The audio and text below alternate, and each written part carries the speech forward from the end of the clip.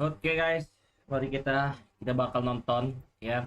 1 menit lagi Worlds 2021 yang disiarkan oleh di Twitch, di YouTube dan dimanapun. Dan gue bakal langsung ke, kalian bisa lihat teasernya di sini aja ya. Di sini mana bentar.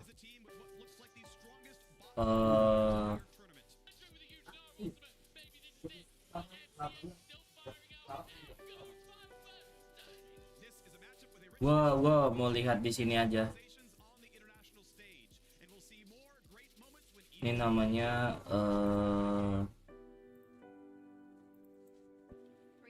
rename world. Gua taruh di sini dulu sebelum nanti kita bakal memulai.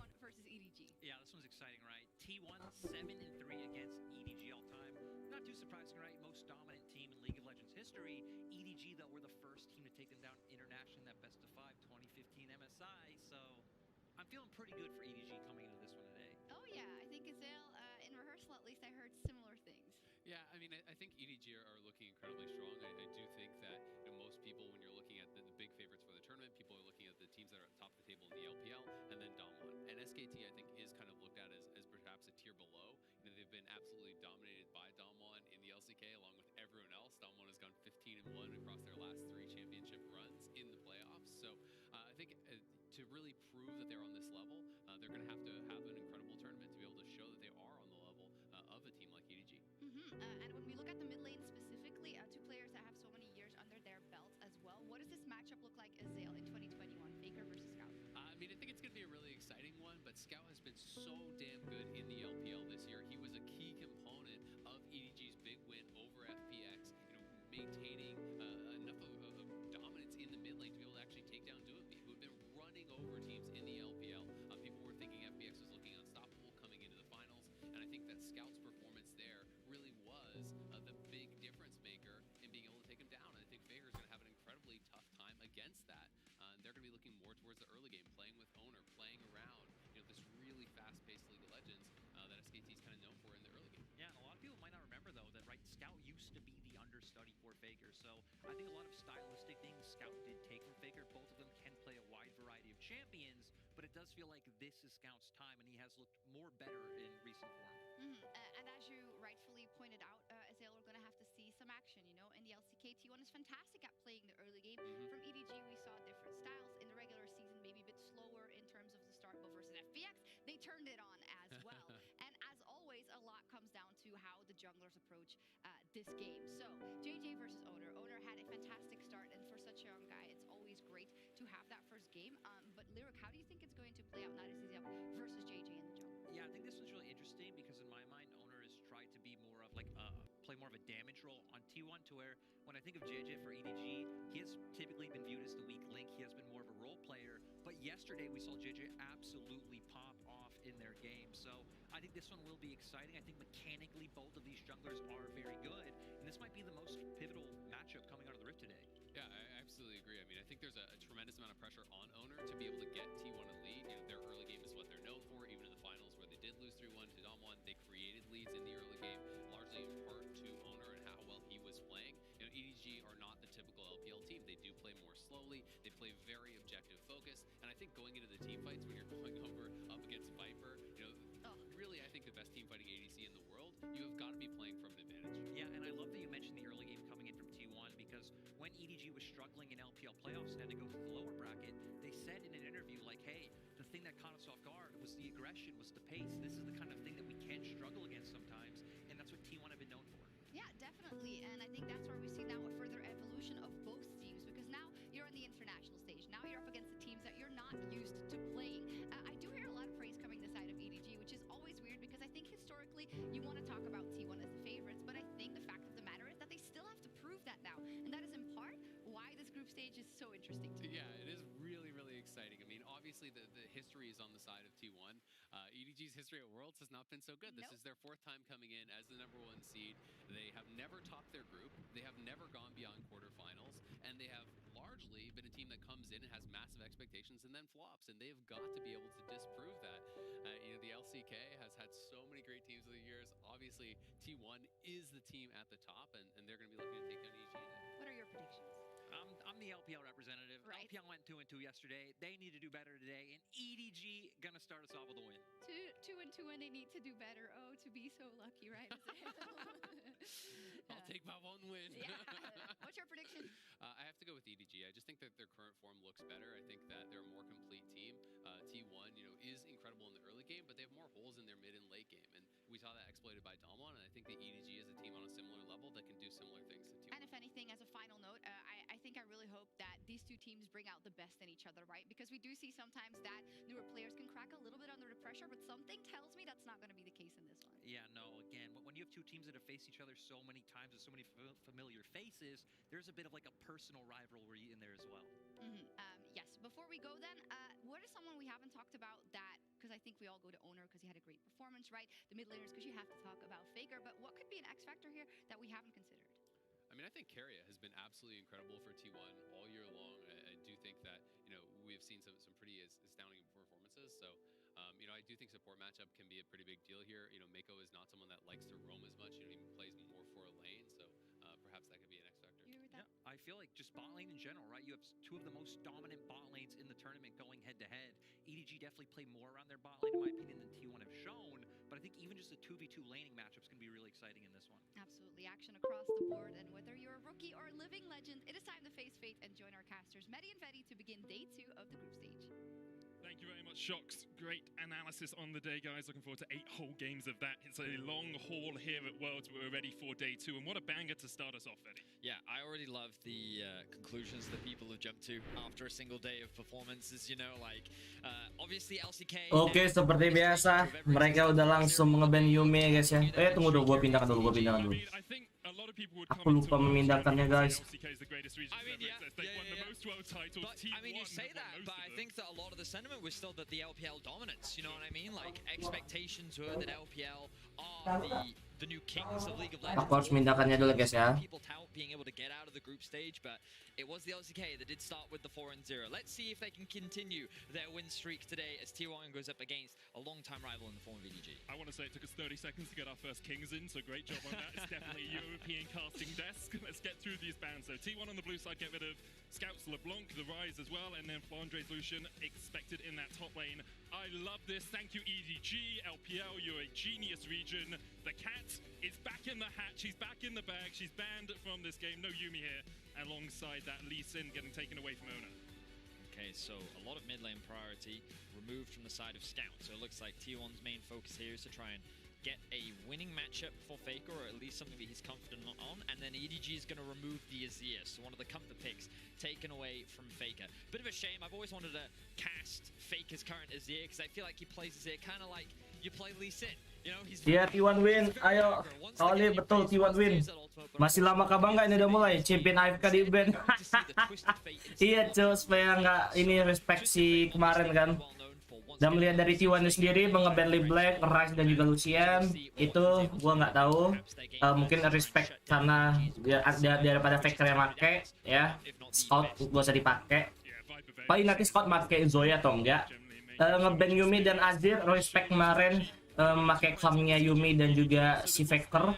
Dan di sini dari FG-nya sendiri tidak akan memberikan lagi untuk Grave top lane ya, karena berarti kali ini kalau antara gue lihat top lane itu harusnya kalau nggak Jace lagi Kenan, tapi kita lihat nanti Edgy bakal nge-ban Jace atau Owner bakal nge-pick Jace duluan gitu, karena di sini sudah mengamankan Faker bakal memakai TF ya. Gue lupa voting. Assalamualaikum bang, waalaikumsalam. Sebelum itu kita voting dulu ya kan, siapa yang bakal menang, T1 or Edgy. Tentukan pilihan kalian guys sekarang juga. Edgy menang, wah parah sih itu, parah sih. Oh, berarti Faker kalau nggak ngambil Jace, ngambil Miss Fortune duluan. Atau Gumayusi bakal pakai Jin lagi. Kita lihat. Kalau misalnya ini nggak ngambil Jace, berarti Edgy nge-ban Jace, Berarti karena pakai cannon. Betul gak? Mengamankan Jace-nya dulu guys. Berarti sini antara keluarlah band Miss Fortune atau Jin atau Aphelios. Kalau misalnya tidak ada di band si edge-nya nggak nge-ban Thresh, berarti T1 bakal pakai Aphelios Thresh. T1 win, ya betul. Waduh, tapi kalian nih nampaknya milih edge ya kebanyakan ya. Right now, I think one of the things that EDG needs is a little bit more engaged. So I think that you have a pretty good dive comp already with just silence. Tumben bukan Teddy yang turun, ya. Kan udah dibilang sama si ini, lupa aku nih pelatih yang barunya. Teddy buat mereka akan memakai tim B-nya, tidak tim utamanya. Ini BO berapa bang? Masih BO 1 ya guys ya, sampai tanggal 1, 2, 3. Pokoknya 6 hari, pokoknya seminggu itu BO 1 untuk memperebutkan juara grup sama runner up grup.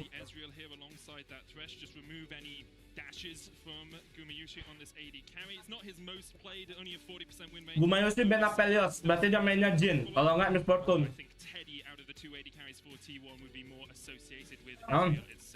Betul? Gue prediksi.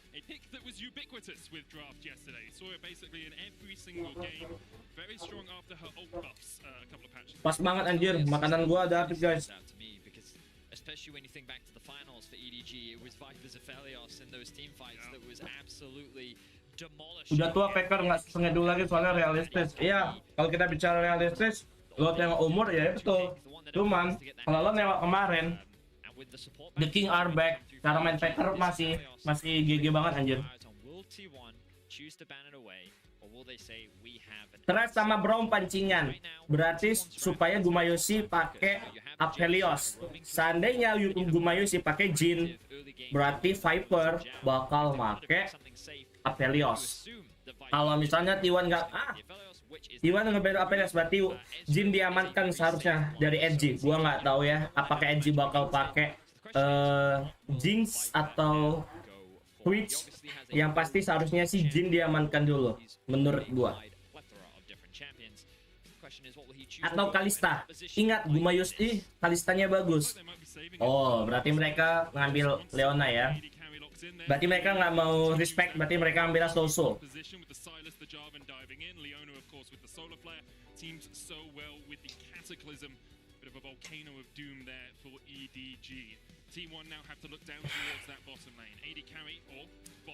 Udahlah Jin, udah pasti Jin. Kalau nggak Kalista sih nggak mungkin sih. Lo ngelawan Sylas, ngelawan Leona pakai Kalista agak kurang sih kalau menurut gua.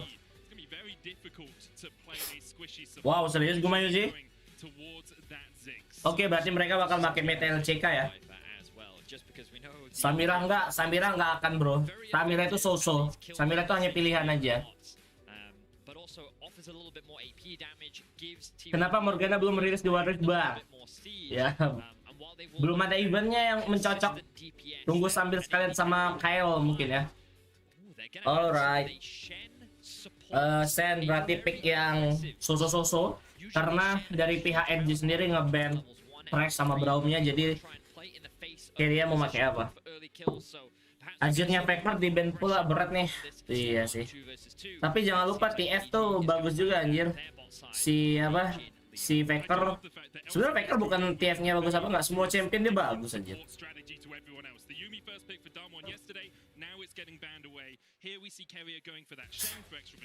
Yang nonton ada berapa guys? Kita lihat. Oke, 7 orang yang lagi menonton. Tinggi banget ya, gua apresiasi. Terima kasih yang menonton. Jangan lupa like, share juga subscribe ya. Di like guys supaya bisa masuk rekomendasi YouTube.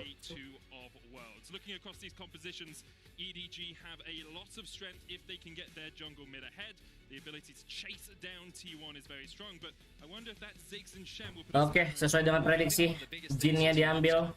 Gua nggak tahu kenapa Gumayushi ngambil Ezreal, ngambil siapa namanya? Ziggs, nah. Gua nggak tahu. Oke, kita pindahin kamera gua. Ayo, mana suaranya hashtag T1 win? Mana suaranya FG win? Gila. Polling sementara yang gue lihat ya, T1 menang Kan 71%. Wow, luar biasa ya. Banyak fans T1 sini sama seperti saya ya. Neutrals is where they're going to look to fight. So this early game is going to be really important. Can Kana get ahead? Can T1 set Kana up for success? Or will EDG be able to stall things out and get the team fights that they're looking for? In the LCK, Kana was the key focus for for T1 many times. His Jace 8 and 2 with 700 damage a minute. Truly the epitome of LCK Jace. The question is, can he, with all of the eggs in his basket, carry T1 to a victory through this early game? EDG, very happy to scale up. It's something they did so well through the LPL. The finals, I think against FPX, they were a little bit more aggressive in the early game, but historically they've been a team that waits towards that team fighting point. And when you have double-AD carries, your team fight is very strong. Certainly is. EDG, they have a lot of damage at their disposal, and they Oke, here we go. Alhamdulillah gak ada Yubi jijik. Aduh, berarti respect aja, respect. I always think about him as he struggles into tanks because Oke, gue fokus ya guys dulu ya. Entah, ini ada yang balas chat. Kalau udah T1 gue harus fokus juga. Team favorite. Ini gue agak kecilin biar nampak muka kanan. Oh, actually, this front line not that terrifying. I think that when you get a fourth shot, that can do a lot of damage to this composition from T1. You only have to be really afraid of the shroud from Shen. I always forget the name. The Twilight Shroud. Is it that one? The one that mitigates the auto attack. Twilight Shroud is a Kali. Spirit's Refuge is Shen. This is why it's QWE now. Yeah, I mean, that's you why use I stick to those. this. That's the thing. Anyway, the thing that blocks auto attacks from Shen is basically the only thing that Viper really needs to be afraid of. Anyway. Waduh, ketinggalan. Enggak bro, baru mulai kok. Lihat aja menitnya. Enggak ketinggalan kok, senang. Halo Bang Plat, enggak, baru mulai. Santai. Kita masih bisa menikmati pertandingan ya. T1 All Championnya si season anjir, iya. Makanya mungkin antara memang mengandalkan damage dealernya si Kana atau si Gumayusi main kill steal aja gitu. Paling nanti kalau misal early atau mid game ketika open war, si Gumayusi bakal kayak biasa ya combo. Kalau ada sisi 1 atau 2 udah pasti langsung ulti ya, coba gitu kan. Dan notabene di sini juga Shen bagus-bagus aja ya, so-so gue bilang ya di mana di bagian support gitu.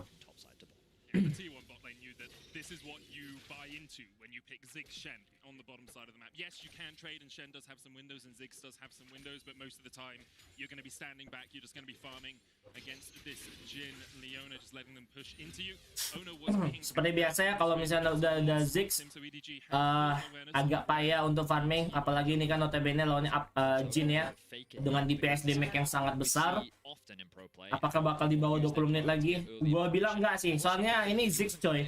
Ziggs tuh mainnya late game banget, harus scaling HP-nya tinggi juga, dan menurut gua dengan meta yang ADC atau Dragonlance harus ditinggal ya susah sih, agak payah, susah gue bilang, agak payah dan susah. Tapi ada Yeji. EDG have done a really good job of utilizing that early vision. They dropped that early wall to the Raptors, and then Flandre using his prior will drop. Masih belum kan Ji? So they have full nanti deh Ji, aduh gimana ya? Gue pun agak payah juga. Halo Ilha Sevenfold, halo. Because Jarvan in the early game, while you can do a lot of in terms of gank setup, and you do have early damage, an extended trade against a Xin, you're gonna lose. So he wants to make sure that he can guarantee himself a scuttle crab. You can see that he's done his full clear down towards the bot side of the map, and thanks to the bot prio that his team does have, he should be able to secure that scuttle as well. Yeah, as a jungler here, you are so happy for your bot lane. You're like, okay, you guys have pushed it in, just walk up through the river. If you want, Viper can back, he can go buy his first item, and because Mako is there, JJ knows he's entirely safe, even with Scout backing away. So early on, both junglers tracked relatively well. Ya, so pasti menurut gua di sini bakal main aman dulu ya. Intinya 7 menit ke bawah itu main aman dulu seharusnya. Dan owner tidak ketahuan, nice banget ya owner pergerakannya. Menurut gue nih kalau misalnya owner main gegabah sedikit ya, bahasa gua agak sedikit gegabah. Di menit ke 5,5 itu seharusnya bisa ada pertarungan sedikit ya. Tapi seharusnya menurut gua 8 atau 7 menit ke bawah itu seharusnya main aman dulu. Dilihat dari seperti ini ya. Dan seperti biasa, info T1 udah menang 1, NG udah menang 1, jadi 1-0-1-0. Dan ini akan menentukan siapa yang bakal nanti di grup atas. Jadi kalau misalnya T1 memenangkan pertandingan ini, jadi T1 yang bakal ada di nomor 1 grup stage B. Kalau misalnya NG yang menang, balas baliknya gitu. Now T1 have information. Dan di sini si JJ ya, dari NG seperti biasa bakal ngecek bagian biru juga karena dia tahu dia bakal naruh trap ward, trap control ward di situ karena seperti biasa Faker tuh sangat mencintai biru, jadi dia mengantisipasi kita lihat dari ward di situ. Dan sini karena sebenarnya seharusnya tahu sih, gue nggak tahu ya karena berpura-pura nggak tahu, tapi di sini sudah Dragon sudah naik dan jungle edgy ada di atas. Sebenarnya karena sih pura-pura nggak tahu ya, padahal dia tahu, gue nggak tahu. Nah gitu, daripada buang waktu si JJ ya, jungler dari Kepada sendiri bakal ambil crooksnya dan bersiap untuk Dragon. Dan menurut gue di sini owner bakal main steal karena melihat Dragon lane-nya itu Ziggs tidak ada di mid dealer buat early game. Ini bakal menjadi stealer. Tidak main steal ya Dragon ya, kita lihat stealnya mungkin nggak dari belakang, mungkin dari depan, seperti kayak kemarin di Genji versus LNG itu nge-stealnya di bagian kiri dan bagian bawah kanan gitu. And so far in this early game, it's just a lot of information trading. Both teams playing around where their jungler is, what information they have, and in terms of the farm, everything looks very even. But now that level 6 di beranda bang tadi Bang Broy live Bino, wah mantap. Yumi di ban kah ya? Faker pakai apa bang? Soalnya tadi gue di live Nostalgian Gaming. Oh, Faker lagi pakai TF. Twisted Fate. What Faker is up to. But remember, Scout can always steal that ultimate away and is able to follow alongside in the event that Faker tries to do something a little bit sneaky somewhere on the map. Last time these two mid laners met up in 2017, it was Faker who came out on top, but EDG had leads in both those games, Vedius. 10,000 gold ahead in the first one before Faker's Shockwave found them all, and 5,000 gold ahead in the second one before once again. Yang gue takutkan ya adalah T1 ketika make kombinasi APC-nya Ziggs itu bakal buat lama banget, sumpah itu bakal lama banget dia untuk nge-scaling, untuk ikut team fight. Seharusnya nih, gue gak tahu ya, kalau si JJ-nya memang mau Dragon langsung seharusnya bisa menjadi pilihan yang tepat. Tapi kalau mau misalnya mau main aman, nunggu dulu farming, soalnya kan LPL harus menyeimbangi farming dan metanya LCK ya, harus main sabar. Kalau lo nggak main sabar, lo bakal memang antara kehilangan CS lo atau lo memang bakal kehilangan objektif, yaitu Dragon. Tapi gue nggak tahu juga bahwa owner bisa aja ngambil Herald dulu gitu. But those rivalries still stay the same all the less. For now, though, still very even between the two teams. You can see T1 with a slight gold advantage. I think by and large that's coming from the Twisted Fate passive. But yeah, I think that for now, EDG is pretty happy with this. The fact that nothing has gone too wrong, the fact that Faker hasn't been able to guys, ya, gue tinggal dulu bentar ya guys ya. Tolong nikmatin dan enjoy yang nonton ini, enjoy karena seperti biasa gue mau sholat maghrib dulu, oke? Flash away from JJ, it was the flash follow as well. Destiny used by Faker, but T1 unable to find the EDG jungler. They do get pushed in the top lane here, which means Kana should be able to secure a plate with a little bit of assistance from their support. This is such a pleasure to watch, Medic, because words are struggling today, we'll get him out. Because you can see how aware both teams are. JJ was looking at the minimap and saying, Faker's missing, Carrier is top, Owner is probably somewhere in between the two of them, so he positions himself in a way where he can get out should anything happen. And now it's EDG on the offensive. Flash then play the chasers on, Owner pops the crescent guard, but JJ jumps onto him with the Cataclysm and his first blood over to Mako. Kana now has to flash the wall. EDG able to collapse on the top side Rift Hole. Great collapse coming out from EDG. They're able to punish the fact that Owner is isolated in the river. They have the numbers advantage and there's no way for him to escape. A lot of flashes were burned there on the side of T1, but it is EDG. They end up coming out on top. They equalize the gold once again, and they will find themselves with the Rift Herald. Great stuff in this early game from EDG. EDG just able to hamper any plans. T1 had to get Kana ahead and then obviously get the kill over onto Mako as well. Not really the target you want it on, but getting your support a little bit more tanky. As a support player myself, just give them all the kills, you know? Get them the gold. Locket's great. It does everyone a shield. You don't need damage if you have shielding, Veddy. Hey, I mean, the tankier the front line and the stronger the engage, the easier your team fighting is. Exactly. Am I right? Love those supports, because they support you. Now, I think that with this Herald, EDG have some options. So they could, if they wanted to, use it mid lane. Oh, hang on, JJ. He doesn't have Silas, but Silas has TP, and you can TP. No. Oh, he stole the Chenault! No flash, Chenault coming out as well, and Owner is down. Scout steals away the Stand United, as you say. EDG get their second kill on the board. I was looking at the minimap and I was thinking, whoa, JJ, I don't know if this is a great idea because T1 have the numbers advantage here. But what I didn't realize was that Scout in the previous fight had already stolen Carrier's ult, and they were saying, you know what, we know where Owner is and we can punish him. And that's exactly what they do. Really great play there from EDG, and it is Scout that ends up picking up that kill. And what I was going to say is they can use the Herald. I think they should use it either mid or top. The reason why you would use it mid is to deny Faker the ability to roam as easily as he normally would, because he won't have access to that tower and that extra bit of security. Alternatively, you can throw it top.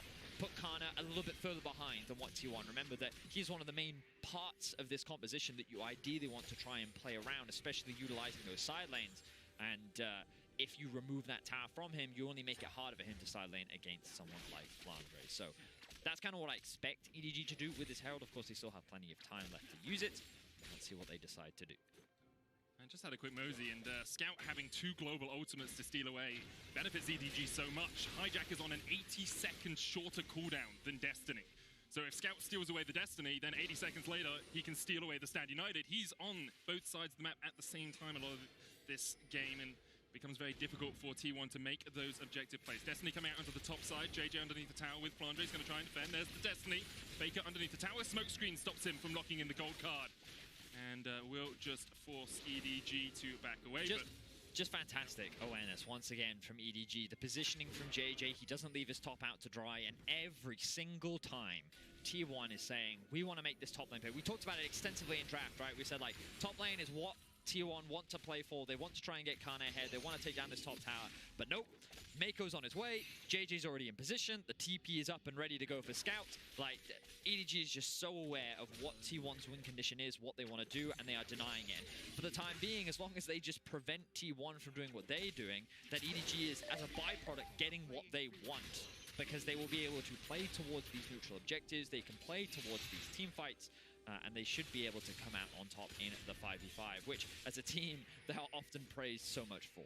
Yeah, team fighting is absolutely sublime. JJ it still has that Rift Herald as well, Vedi. It's about a quarter of its cooldown left, 2 minutes before plates fall, but the Rift Herald will expire before that. So it looks like he is just going to put it down in the mid lane. Scout steals away the Destiny. Faker's still half of its way before it comes back off cooldown. So EDG can just get this charge in. Scout waiting in the wings to make sure the Rift Herald gets in, make sure he gets the gold, and because of that, EDG about 1,000 gold ahead. Mako once again moving away from the bottom lane. Both of the AD carries, or the bot laners with the Ziggs and the Jhin, have been left a little bit on an island as their supports look to make plays on the rest of the map.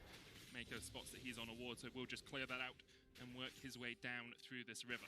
We can see how topside focused this game has been because of the lack of Drake being killed yet, right? We're 12.5 minutes in and neither team has even looked at that Drake. And again, it's because EDG is saying, we don't care. We want to make sure that Flandre is totally fine. We want to make sure that Kana doesn't get ahead. And you know what? The Drakes can come a little bit later. We'll get them. We'll get to it. Look, the pings are coming down right now, in fact. But Mako will be spotted out on a ward. And it's like such an interesting vision game. And it's just really impressive to me to see how both of these teams are leveraging their vision and how they're playing around it. But most impactfully, it's a matter of how they recognize each other's win conditions. Oh, Scout's actually going to use the TF ult to get back to base. He needs to get back to Boris. He was shutting his shop in about 3 minutes' time. He was like, I have to get back quickly, can't just base. Reminds me of old Rek'Sai Ultimate with the farm alarm. I remember, yeah. I do remember that. Yep, that was, as Kedra liked to put it, that was tempo. Well, no, I'm using it in the wrong context. But the point is... Waduh, ada apa nih guys? Kok bisa owner mati dua nih? Waduh, ada itu kan? Enggak apa-apa deh, yang penting sholat dulu. Itu yang paling utama. Yang penting Faker bisa scaling ya. Si Ziggsnya juga bisa scaling, kita percaya. Mungkin tadi gua rasa itu kesalahan mungkin di ganking ya, di bagian biru ya. Okay.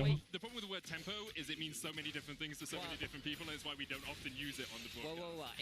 In League it has a very specific meaning, right? Which is very Wah, sekarang anggap angka invisible. Hey, saya sholat tadi. Hey, Anda tolong.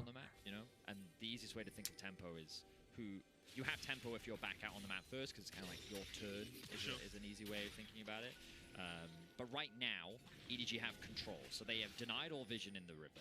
They're kind of forcing T1 to face check into them, and they're basically making T1 feel a little bit uncomfortable. I really like how our observers are highlighting this here, because EDG are doing a great job of utilizing their pressure and their windows where they know they can move and have numbers to try and deny vision and get a little bit more over the map. And now their lane assignments are starting to shift because EDG is saying, well, okay, Viper's got his first item now. Aduh. He's got his upgraded boots. Apa He's level ini 10. anjir? We want to start involving him, and he doesn't have TP. So what we'll do is we'll send Scout bot. He'll start getting all of this solo XP, and we know that he can easily 1v1 Faker on this Silas. And should a fight kick off, he can TP in. Now EDG also know that the Herald's been started off, so notice Scouts come back to base. Halo bang, aku kembali, kamu dukung siapa bang? Ya udah jelas T1 lah ya saya. Now EDG is ready for the fight.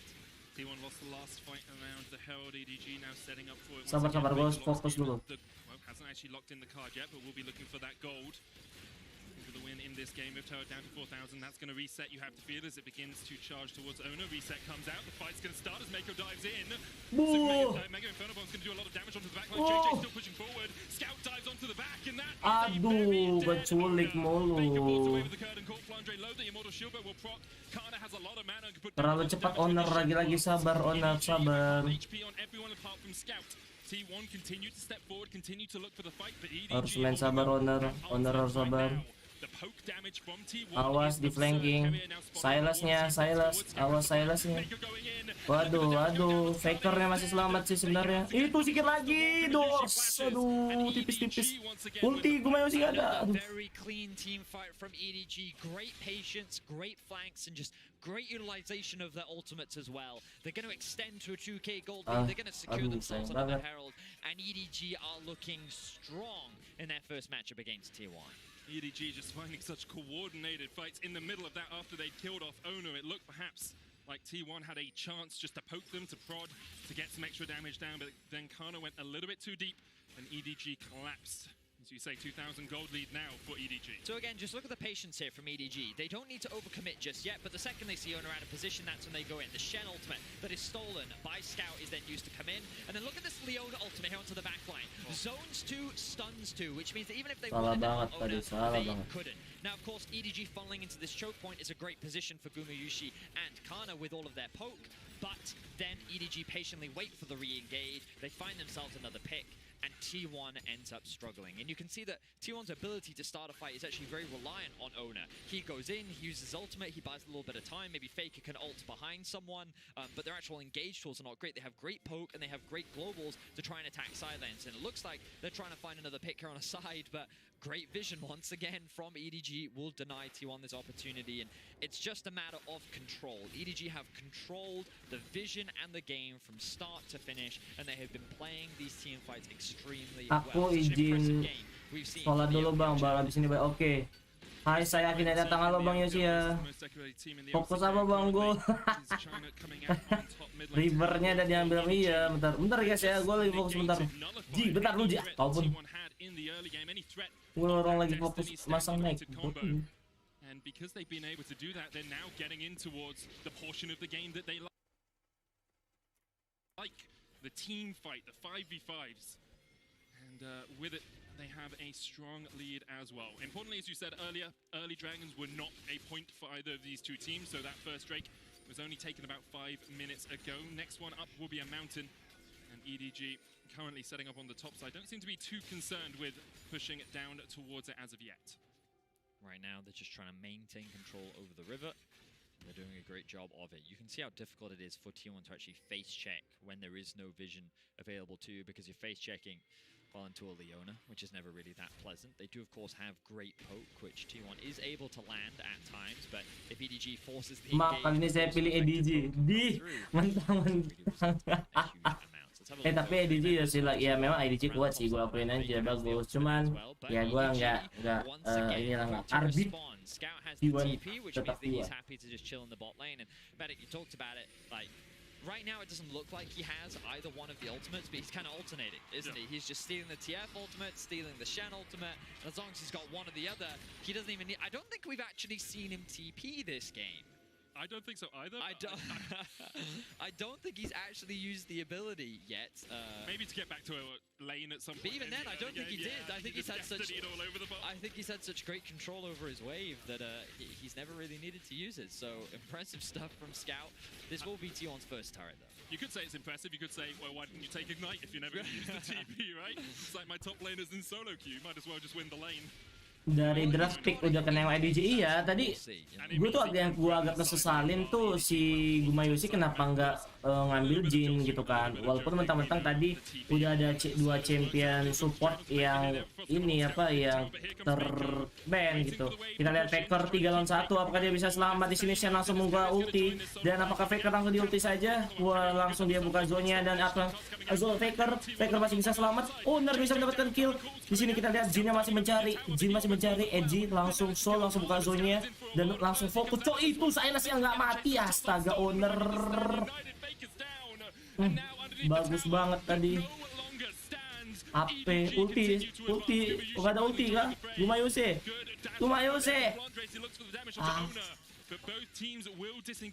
Leona fokus sisi 4 orang, sisinya semua all in karena emang gigi. Iya, karena tuh memang nggak dikasih ini, coba dikasih di apa scaling. Karena soalnya kalau udah jadi ya susah. Itu tadi tebel banget anjing si Silasnya, soalnya kan Silas kan AP kan. Sam juga kan modal kan semua modal AP juga gitu. So let's have a look at this new axe effect replay and see how things pan out. So here's Faker. Notice how separated Mako and JJ are from the rest of the team. Scout can't offer any damage. The stopwatch buys a lot of time. The TP comes through from Kana, and then JJ ends up dropping. But here, look, the ultimate from Viper, dishing out damage onto the backline. Scout's able to buy time. And then this play from yeah, really nice shot from Viper. And then look, he steals away the Shen ultimate. And then look at how big the shield is, because of course he's scaling it with AP. Then they secure themselves the tower, and they try to grab themselves a couple more kills, but T1 end up escaping. So a very fine line EDG walked in that fight. It could have been a big opportunity for T1 to turn it around, and had Gumayusi gotten there a little bit earlier, if he'd had that TP available, that fight could have ended very differently. But still, EDG, they remain in control.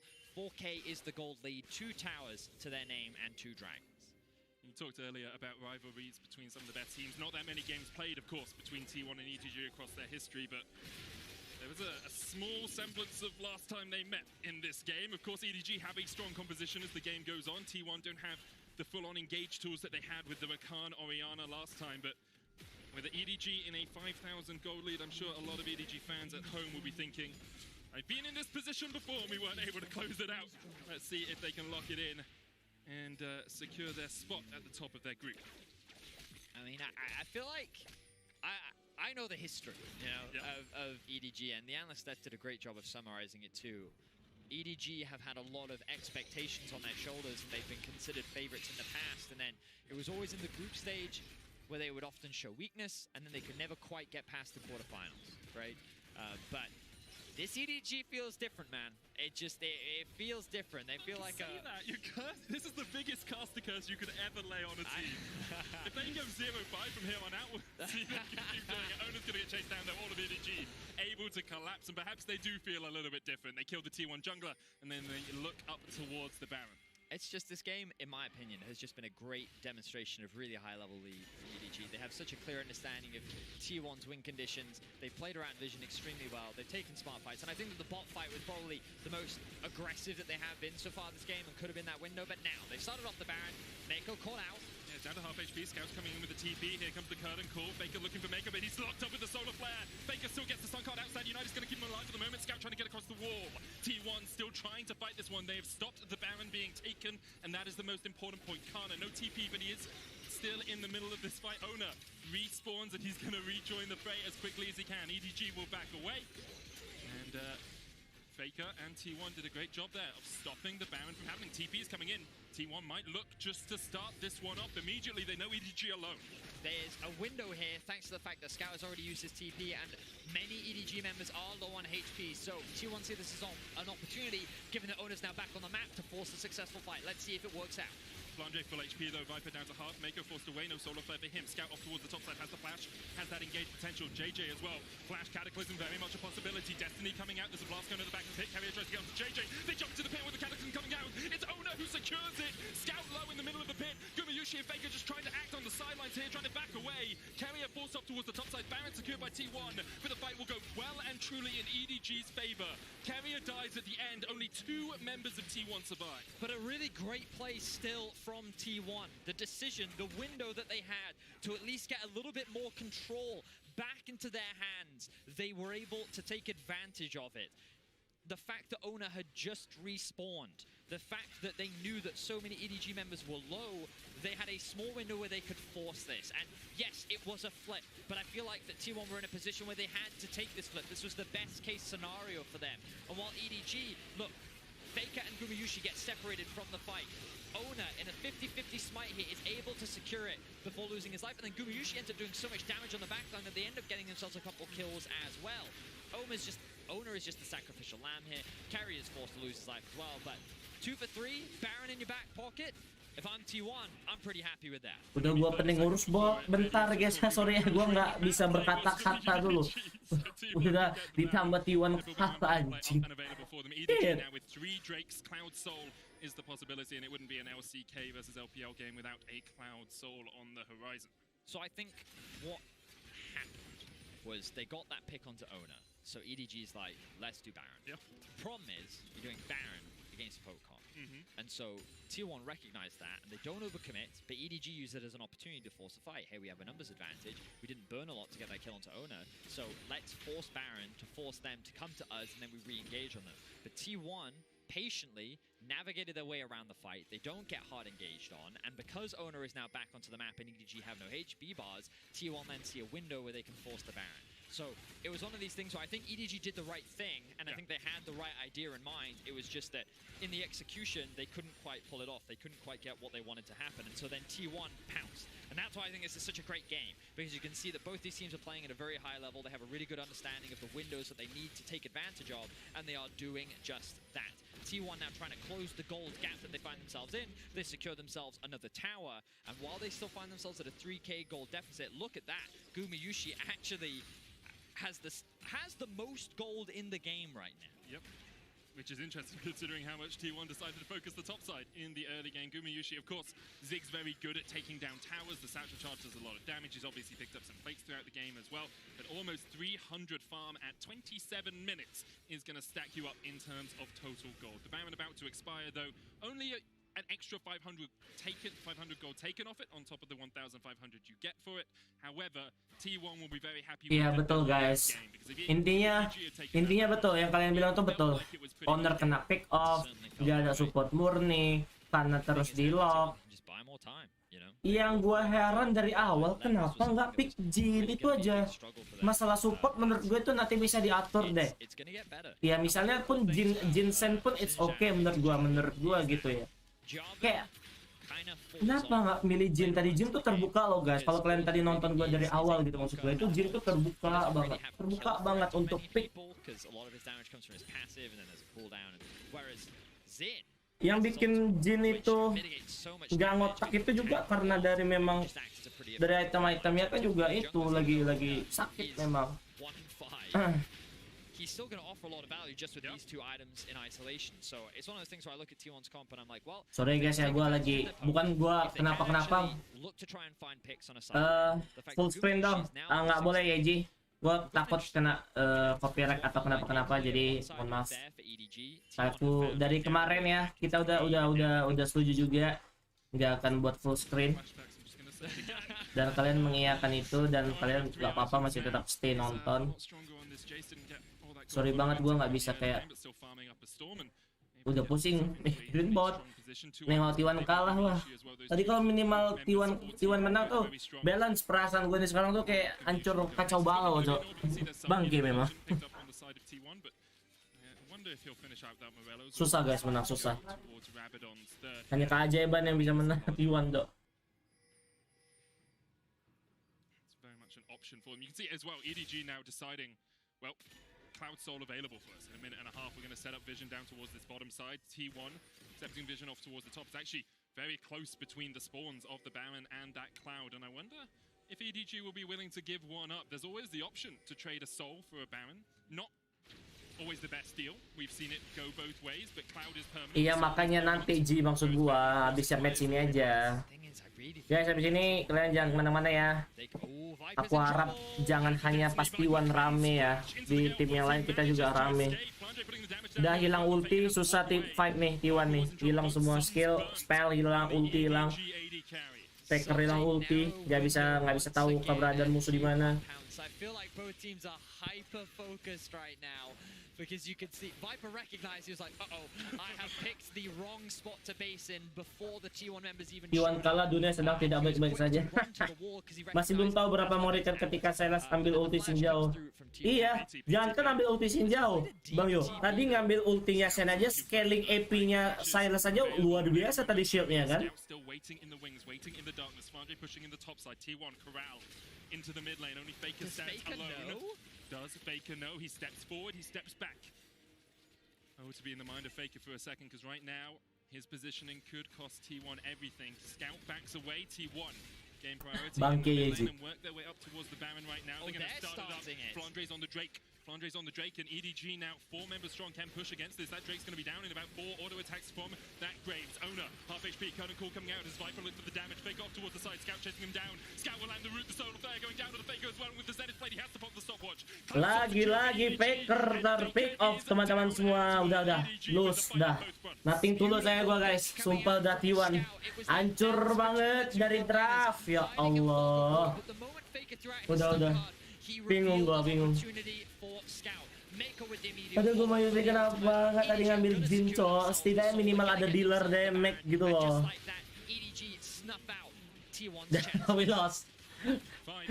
Nih, gue lihat voting nih. Awas berubah nih. Gue lihat voting nih. T1 83%. Awas kalian ya. Ini kalau EDG dapat cewek DJ, ya udah susah memang. Udah agak susah memang guys. Ambil ulti Sinjao sekali tekan di setelah summoner terbelah jadi 2. Iya udah unggul, nggak bisa. Udahlah, kacau balau. Ya nggak apa-apa lah, setidaknya imbang ya. Setidaknya di grup B imbang. FG enggak. Belum imbang ya. Enggak, sorry, belum imbang. FG 2-0, T1 1-1 gitu kan.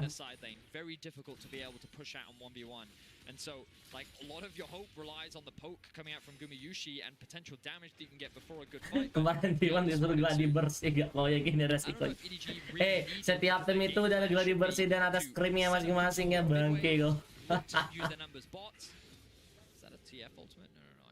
Enggak lah, Os, gak boleh bersedih lah. Tapi harus, ya tapi gimana anjing? Kalau udah sedih ya sedih, Cok. Udah kayak gini, Cok. Jungle 152, bangke. Susah, nggak ada damage yang masuk. Telepon. Means the EDG just doesn't have to be, and they can secure these towers. Of course, bound up minions a bit more tanky than normal minions as well, meaning Gumayushi will struggle to work his way through them, even though he can put down that explosive minefield. EDG playing those 2 lanes well. Solar Flare coming out. There's the curtain call as well. Faker takes a chunk. Owner trying to block for them, but Carrier still found with the 3rd shot. 4th's about to come out.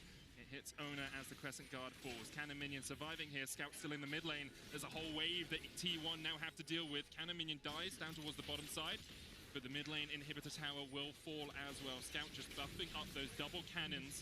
The shot Tek aja di Discord, Bos. Ajak lagi, Os. Easily heal that back up. And now T1 just decide to defend their bot lane inhibitor tower. Mega Inferno Bomb stolen away, doesn't really get the damage down, but Carrier has to dash away, and that's mid lane inhibitor and the bot lane inhibitor now under fire. Scout continues just to wail away on that mid inhib. It will fall, so will the bottom lane and EDG. They've got everything they needed out of this Baron buff. They can back away. Good patience being shown by EDG, not giving T1 really any opportunities. They're going. Looks like a pick. They're looking for it. They can't quite catch out Flandre, who manages to flash and escape and continue unkilled here at Worlds. Didn't die yesterday, yet to die today. Same with Scout. EDG solo laners just having a barnstormer of a performance so far here in 2021. So now I can say with a lot more confidence, this EDG just feels different. Yep. Give you that one. They are clean, they are crisp in their execution, the control that they have, the performance of each of their individuals. You can really see why they are considered one of the tournament favorites and how dominant they have been looking so far in the group stage. Of course, this is only their 2nd game. Group stages can be quite the torrent of emotions for many fans. And there's still a lot left to play, but this EDG team looks solid. And with only 1 inhibitor left, with the Elder Dragon spawning in 2 minutes' time, you feel like that this game is done and dusted for EDG. It's just a matter of how they close things out. The biggest struggle for them is Gumayushi and the amount of wave play that he does have on this Ziggs, and it does just make sieging that bit harder, especially without the Baron buff. They do of course have the option to just Kalian nampaknya seneng banget ya anjing T1 kalah ya bang. Nengok gue sengsara itu seneng banget loh. Bangsat. Question is that the wisest idea. Instead, you can just wait for the super minions to start doing work in the middle and the bottom lane and get this wave pushing in at the top. Wildcards will clear it out just a little bit, but still T1 have to deal with 4 members of EDG pushing in here. Scout taking away a red buff. And go back to base. Going back to base, he has TP. Just your classic solo queue mid laner. Yep. He knows his priorities. Of course, as you rightly said, he does have the TP and can join at any moment. He's going to use that in the mid lane to create another point of pressure. Viper and Faker just trading blows right now. I love the rapid fire cannon on Graves because it means you can do what they just did to Faker without having to be that short range, you know, shotgun 80 carry that Graves so often is. Flandre just chipping away at Faker, forces him to go back. Destiny available for T1, but are they going to pull the trigger? Are they going to look for a final fight in this game? Because you have to feel if those super minions in the bottom lane get any closer, it's going to be very difficult. Curtains open as EDG look for an encore of the last fight, and they will once again just force T1 back. T1 unable to find their fight, unable to find a moment, a gap in the armor of EDG, and now with 3 inhibitors down, T1 very much on their last legs. Viper has so much damage at his disposal. Can he use the 4th shot there? I was curious as to whether we get to see how much damage he could do. But EDG, they're going to respect it. They know that if they overcommit and they die, they lose Elder. And that is not something that they want. So they're going to be happy with their 3rd inhibitor. They're going to make their way back towards the Elder. Or are they going to set up a trap? Owner caught out, rooted immediately. Pressing guard will come out. There's a stopwatch. Honor lagi honor. The chains come down. Udah los T1 los. T1 in the doors of their base. Only Keria, Kumayushi, and Kana survive, and they're going to get forced away. Kana dives in, but just doesn't have the damage. The Jace was not strong enough to carry T1 through that fight. Hancur T1 los. Look at Scout. He's coming off the escape for Gumayushi. Aduh, gue juga kena tadi gak ngambil Jinko. Aduh. And EDG are going to look to go 2-0 in the group. That one was personal for Scout as he takes down T1 4 years after their last defeat. EDG 2-0. An impressive game from EDG overall. I still liked a lot of what we saw from T1. Yeah. There was a lot of really good playmaking. We could see that their game plan was clear and they did everything that they could to try and execute upon it. It was just that every time they were shut down by EDG. And in the one window where they had to take advantage of that Baron, they took it. And the small windows where they could find picks, they really did take it. And while I do think that EDG showcased that they were the better team today, T1 clearly showcasing that you can't afford to underestimate them, and they're definitely a strong contender in this tournament. Definitely agree with you there, Vedius. It was a masterclass on proactive defense from EDG in the early game. Just nullified any chance that T1 had of making that top lane snowball, getting Kana out of control. And because of that, EDG's composition just came online, and they were able to win out all those team fights around objectives. And that will end Korea's win streak. Apa yang dilakukan sama T1 pada malam hari ini, guys? CK is overrated. Anyone that said they were good, just, you know, you're wrong. That's exactly what I would say. We've got some more insight on this matchup after the break. Apa yang dipikirkan T1 pada malam ini, guys? Is that the next one? Ya udahlah, next ya besok T1, semoga doakan besok T1 bisa bakal menang BO1 lagi. Tapi ada iklan, kita matikan dulu dan kita pindah ke full kamera. Aduh. Jadi pening pala gue, guys. Gumayusi nggak mau nge-pick Jin, owner asik ke pick off karena nggak dapat damage-nya scaling, nggak dapat kill. Yang masih gue bingung sampai sekarang kan lawan Silas kenapa mereka pick APC bukan ADC, nggak tahu. Yang gue nggak itu yang gue bingungnya. Gumayusi. Gue connecting sekarang ya. Ya sekarang ke Discord. Iya Ji, bentar ya guys ya. Nampaknya kalian fokus ke sini aja dulu, ke gua aja dulu. Gua bakal buat studio modenya dulu, sahabat. Yeji ke Discord, Yeji ke Discord, tolong Yeji ke Discord. Gua buka ini Ji aplikasi connectingnya.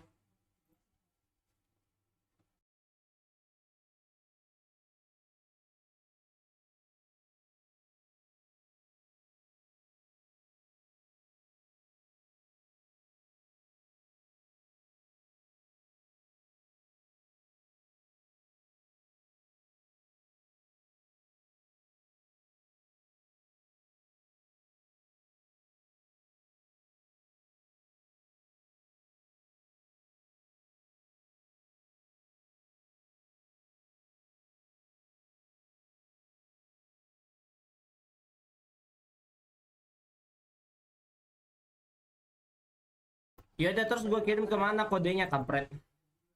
Discord gitu, DM.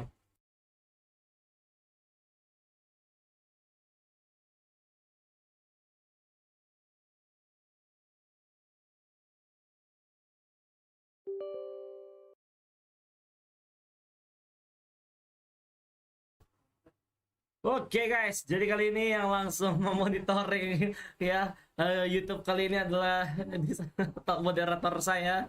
Jadi bentar Ji, bentar, matikan dulu dah. Pigo nggak ada yang dipikah di Worlds apa ini, apa masih apa bang? Kemarin nggak ada. Untuk sampai sekarang belum ada Pigo untuk di pack. Nice try T1 GGJ ya, betul-betul ownernya di all in terus tiap mau dragon nih ya. Karena memang betul kalau misalnya pun Shinjao guys dikasih makan lah, misalnya ibarat kata gitu kan, dikasih badan juga susah, agak susah juga dikasih badan.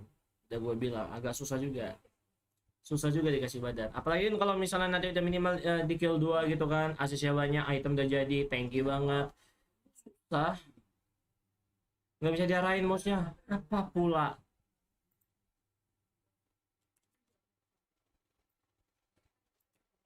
Coba tuh,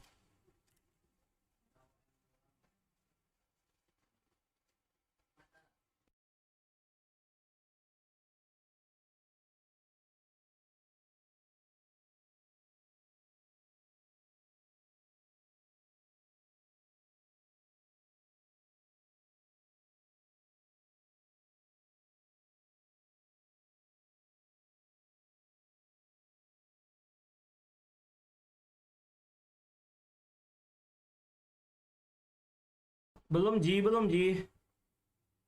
Kemarin mantap tuh, padahal owner waktu mainin talent. Iya, ya gue bingung kenapa nggak mereka pakai meta jungle assassin lagi. Entah itu talon, Z ataupun Kiana gitu. Kenapa memilih untuk Chinjao? Apakah karena lawan mereka itu LPL gitu kan? Gue bingung gitu, kenapa alasan sendirinya dari si dianya tuh, bingung gue.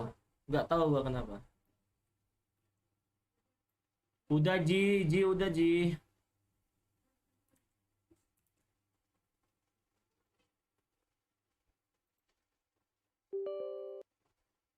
Nih ya, arahkanlah cowok, kawal sumpah.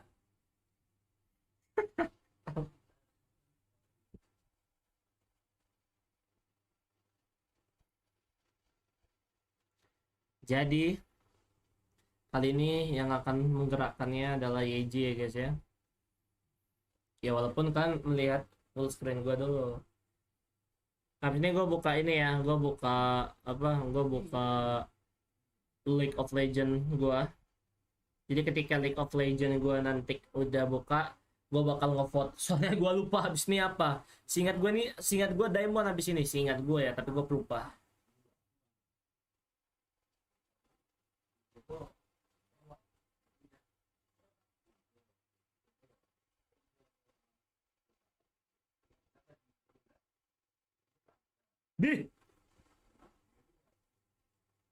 Terang sekali guys. Yeji mengendalikannya dari sana. Dari aplikasi gua sih sebenarnya. Dari aplikasi gua. Itu kontrol C, kontrol V-nya itu masih yang 547 Black Yeji. Belum ini, Cok. Belum lo copy link.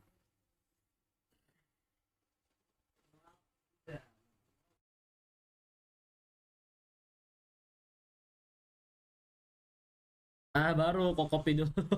Itu kurang satu itu.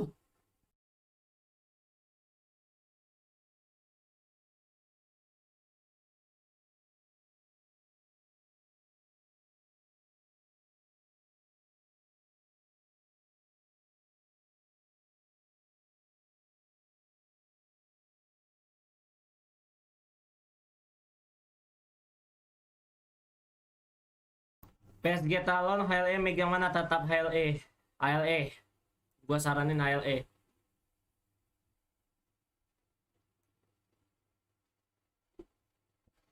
Oke guys ya. Terima kasih. Ya, jadi kalian udah bisa hashtag home apa tuh namanya, tanda seru komen, tanda seru Discord. Oke, udah Ji. Kalau udah baru gue matiin. Mati lo pula yang tadi. Oke, komen di bawah Ji. Komen di YouTube udah atau belum?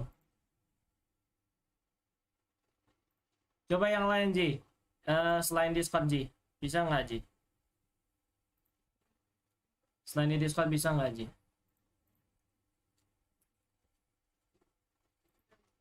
Ya udahlah ya guys ya. Yang penting Faker udah nice try ya. Hanya itulah yang bisa kita harapkan lagi. Lolos server Garena kan namanya apa bang? Sabar. Gua mau ganti namanya, gua kayak Mugiwara Packer cok. Cuman gua ini nggak salah. Mugiwara Ichimi coy. Lo tahu One Piece?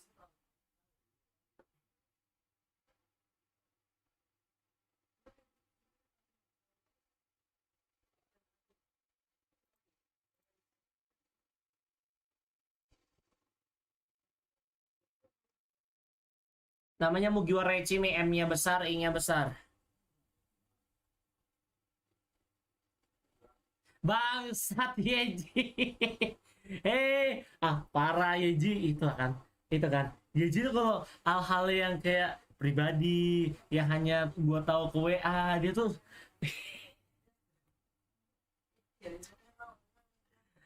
males gua gak enak sama Yeji. Ini moderator tai nih.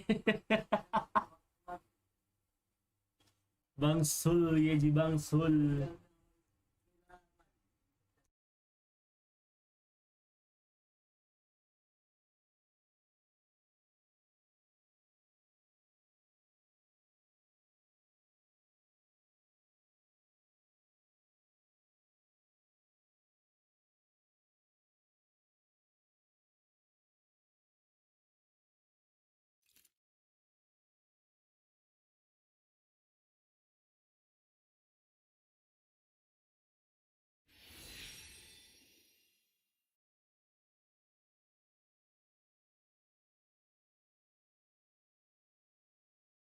Oke, kita bakal pindah ya guys ya di League of Legends. Nah, kali ini gue bakal ngebuka predik diawali dengan kekalahan.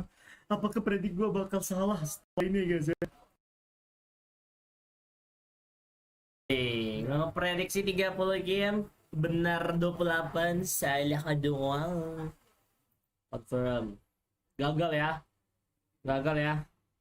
Ini abis ini rupanya Diamond versus Rouge. Ini yang gue agak khawatirkan. Soalnya Rouge tuh lagi bagus banget kemarin dari segi dari segi tim juga.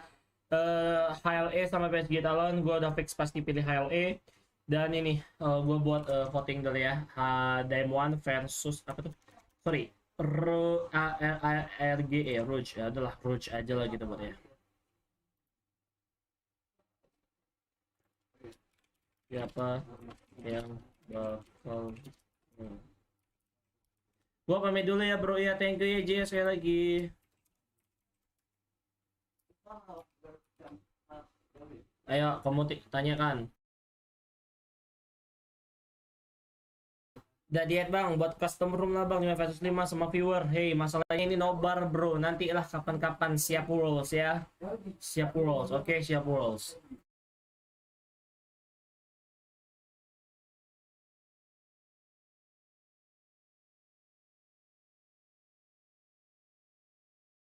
막아내고자 하셨나요?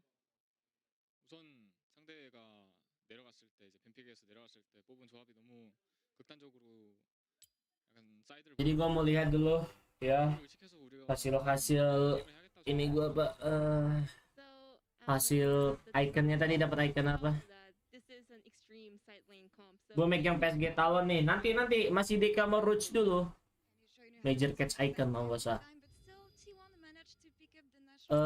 Kita lihat gue dapat hadiah apa kemarin, soalnya kalau nggak salah belum gue ambil ya guys ya.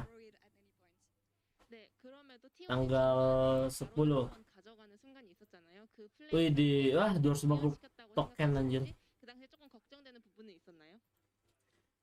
250 token berarti gue punya berapa ya? 이미 게임이 좀 기울었다 생각했고 우리가 뭐 엄청 던지는 것만 아니면 질 수 없겠다. Ini nggak bisa dibuka bangsat, kenapa ya? Bangke kemarin nggak bisa dibuka. Nah ini nih kalau nge-lag nih gini dia. Nah, kalau nge-lag dikasih cuma luar. Bangke, bangke. Here. You were playing for the LCK before this year, so how strong is the rate? Yang mana yang bakal gua ambil dulu ya? LCK에게 Gua Lucian udah ada yang lebih keren sih. 선수도 LCK에서 Gua Lucian udah ada yang lebih keren. Gua ngambil yang mana ya? Z gua nanti aja.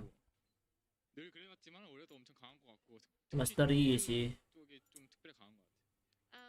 just like always LCK they are very strong, looking super strong, especially Ambil apa ya guys ya? Z kah? Now ADG looks Z aja lah kita pecahkan ya. I wanna know, was it anything Soalnya kan gua lagi pakai ini kan Z jungle juga. 지역을 상대하시는데 되게 좀더 특별했던 그런 느낌은 있었나요?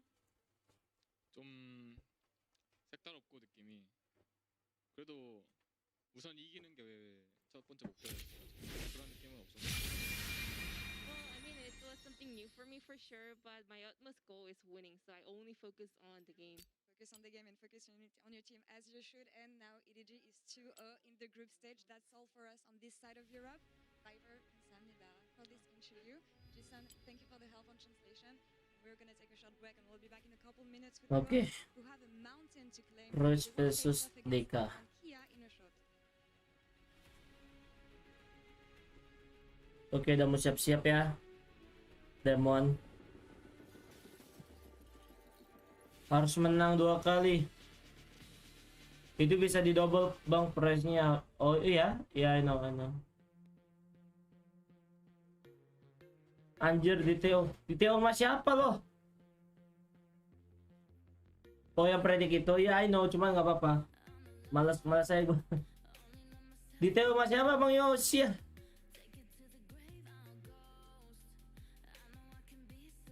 Gue nggak ada lihat lu di TO tadi. Sama siapa lu di TO?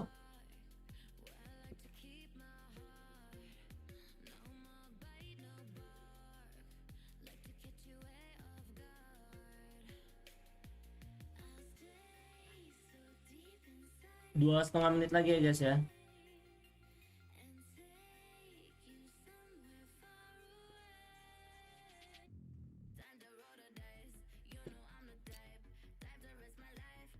Gak mungkin lah bang, kalau ada di TO tulisannya Yosia di TO sama ini gitu.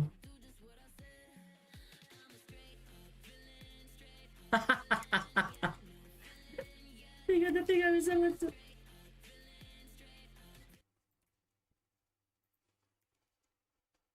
Gue nggak mau ngambil resiko, gue nggak akan pakai musik apapun yang ada di live ya. Aduh, ini kapan terwujud ya 1 juta pas ini ya Allah. Black mic bagus ini, sebenarnya suara mic gue kerasa kerusuk anjir, jelek banget gue. Tapi nggak apa-apa lah, kerja keras guys, konsisten. Tadi gue mau buka apa kampret?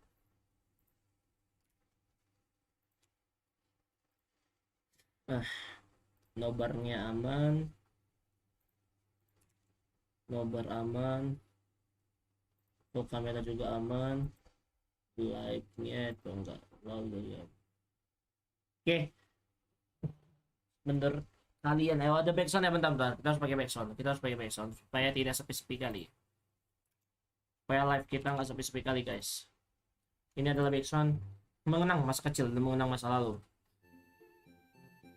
Kapan-kapan mabar sama viewer bang, iya. Cuman kalau untuk live LOL PC gue nggak sanggup ya guys. Kalau Wild Rift gas. Sorry lagi, sekali lagi gue bilang sorry kalau misal live gue nggak bisa untuk League of Legends PC. Soalnya gue PC gue nggak sebagus Bang Bandot.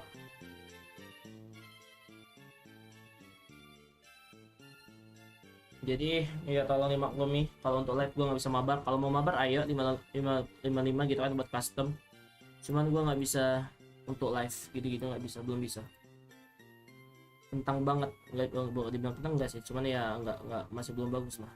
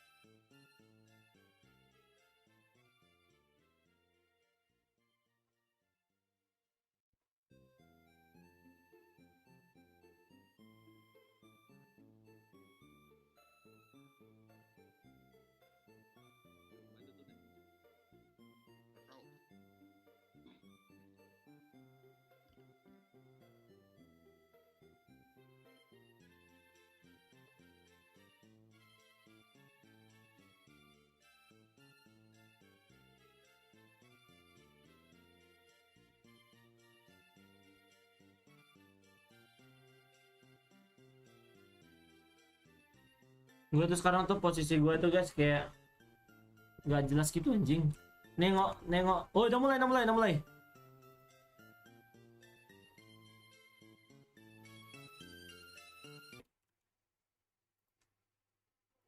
I think I'm a that. dog person, Daddy. I mean, you know, doesn't your girlfriend have cats? Yeah, two of them. She's not watching, she's at work. It's fine. All right, so with the Draven being removed as well, I'm looking at other potential things that could be up and available. We haven't really seen things like, we've seen Lee Sin banned, but Xin has been getting through the draft quite a lot. We obviously haven't seen a huge amount of priority on things like Kiana or Talon, but we know that they are always available. Yesterday we did see the Kiana come out from Inspired with Odo Omni, actually bringing out the Rumble, one of his old school favorites. Obviously, the man's been playing Lucian event. but champions like Jace, Kennen, and Lucian Yumi TF. some of his old go-tos. In any case, the Lee Sin is going to be removed from the board, so I imagine, given that this is Rogue, Lucian is going to be the priority. Lucian. And yeah, that's likely going to go into the hands of Han Summer, as we don't really see Lucian mid lane all that often. And then the immediate response likely to be the Aphelios for the side of Damwon. Not really too surprising that Misfortune is up and available Aphelios Stress. if they want it. But Aphelios Stress maybe. the Aphelios makes a lot of sense. It definitely does. Getting Ghost and Aphelios Stress. work well into Oh, mau ngamankan Rice-nya dulu buat Showmaker. a very strong pick here. Of course, Larson comfortable on the Twisted Fate, but with that Sinilah Bos Al, Discord tadi ada yang ngajak ini, ngajak taruhan apa itu namanya, push up lagi Bos Al. Sini Discord lah. Kiana is sort of what you expect to be picked into this matchup. Larson is a very Oh udah. dominant player, and it does Sorry, control, but lu nggak bersuara soalnya. teamfight focus, of Baru gua tadi lagi ini buka. side of the map. Apa pula dari 2 jam yang lalu? Nggak ada bangke gua. Kalau anda udah dari 2 jam yang lalu, gua pas gua sholat anda udah masuk bangsat. But Damwon seem to be responding with a scaling bot side of Ayo guys, tadi gua sedih T1 kalah. Sekarang Damwon nggak boleh kalah kayaknya. Ini kalau kayak gini ceritanya Lulu mid, si Rice-nya top. Kalau gua menurut gua ya, tapi nggak tahu, kita nggak tahu.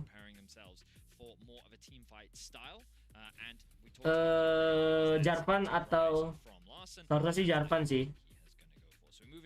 Kiana, oke, Kiana. Berarti Roach ngambil jungle Jarvan. Kalau nggak Jarvan, Talon. Nah, di ban. So Rogue agree. They say, you know what? Let's limit the jungle pool. Let's see what both junglers have at their disposal. But in spite of saying this to Canyon, he has a world skin, by the way. So Renekton atau Cannon yang bakal di-pick atau nge-ban Jace. Soalnya topnya nggak ada. Atau Jace-nya dikasih sama Han. What ronde?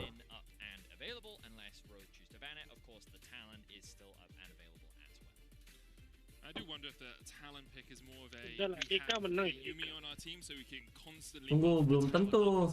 Lucian Lucian di-pick nih soalnya. Nggak ada alasan. Di bangsat. Anda fans keras tapi saya nggak sekeras itu cok sama T1 cok. Saya tidak ngapain dengan Deka. An enchanter support anyway, so that Lulu can work well with the talent as the game goes on. Nah, Talon. Berarti nih seharusnya sih jungle-nya sih kalau mau main jungle assassin metanya ini ya guys ya. Z seharusnya bisa di-pick ya daripada Wukong ya. Tapi nggak tahu, kita tunggu ya. Inspired bakal make apa? Grave-nya mereka mengamankan Grave daripada si Han nanti pakai Grave top. Hah, serius? Grave jungle. Perbedaan jungle assassin sama jungle biasa gitu. Wow, fiddle stick. Wow. Ini off meta guys. Ini gak ada di so-so-so, gak ada di meta, gak ada di off meta, betul. Luar biasa, nantang. Riven kah? Nantang, enggak. Oke, apakah akan pakai Jax? Oke, berarti di sini kenapa? Kalau gue lihat dari komnya, kenapa tadi Han nggak pakai Jace? Satu, tadi gue rasa nih yang gue prediksi, Han mau pakai Jace. Kenapa? Karena grave-nya top. Tapi ketika melihat Fiddlestick jadi jungle, lo kalau misalnya pakai Jace nih ya di top, jungle-nya Fiddlestick, lo bakal di-ganking mulu gitu. Jadi topnya adalah Jax gitu. Nah, itu guys. Siapa? Jax-nya itu pasti Baron. Talon itu jungle. Soalnya lagi meta jungle assassin, bos. Bedanya mungkin bedanya jungle biasa sama jungle assassin. Jungle assassin tuh hanya cuman 3 champion, yaitu Talon, Kiana sama Zed. Nah itu doang.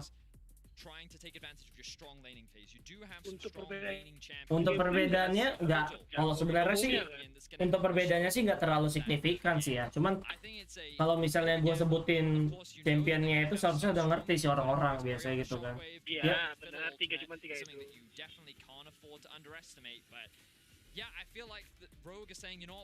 Pelan-pelan guys, pelan-pelan. Ini aja buktinya baru bisa pasang naik buat gue sekarang. Kalau member nanti lah ya, gua aja lagi capek ini, lagi ngejar jam tayang anjir.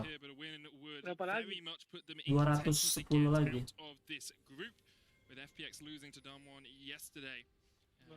Sabar guys, pelan-pelan. Ibarat kata itu gue tuh, uang gue itu lagi minus tuh, menuju 210 jadi 0. Nah, sabar. Gue tuh belum menghasilkan apa-apa di YouTube.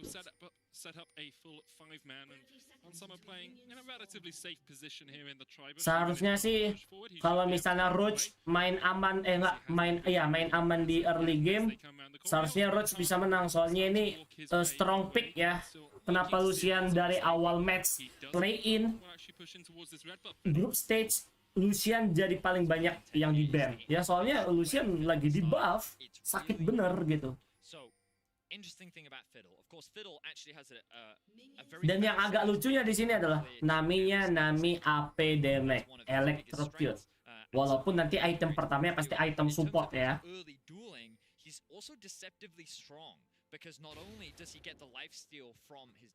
Roach itu bakal menang tergantung Fiddlestick-nya ke ganking ke arah mana.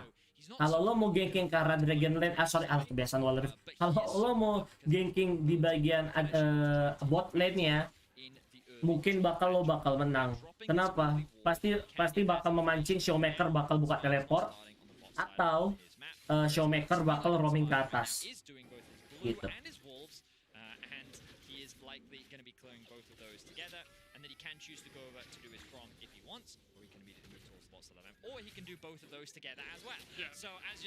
Ini yang aku butuhkan di Wild Rift guys. Kalau kita sebagai jungle tidak bisa nge-petting 2 kali. Soalnya bukan 2 kali, 2 sekaligus. Jadi contoh nih, blue buff sama Grom, blue buff sama Wolf.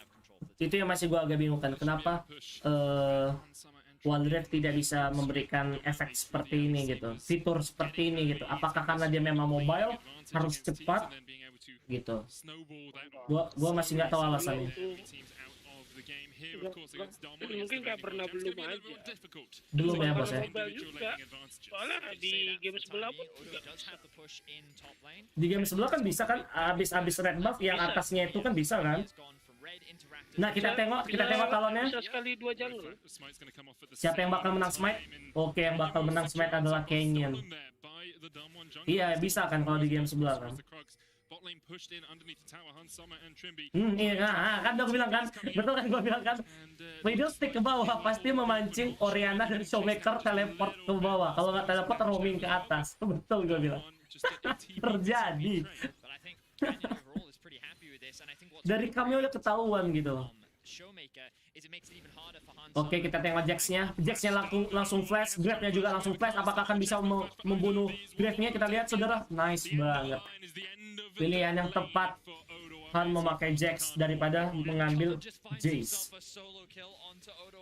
So even though he had so much pressure in the lane early on, Khan is able to find a small window where he can punish him, and he ends up getting a huge advantage. He's likely going to be forced to take it back into his lane, but Damwon stealing away the red buff, Dibantai pakai apa, Bos? into bot, forcing the Jack bot Baron lane anjing to gua. lose a couple CS, and Baru also pertama stealing kali camps from ngerasain Jack lawan Baron. Jack Things like kalah, Dimple, Bang. look, you can see Di mana, di top atau di jungle? grab him right now, Di largely thanks to top. the fact that Oh. he also just died, and the prio that Showmaker Gue was able pakai to get Riven his. karena hitungannya gue ketemu Jack Baron anggaplah 5 kali nih.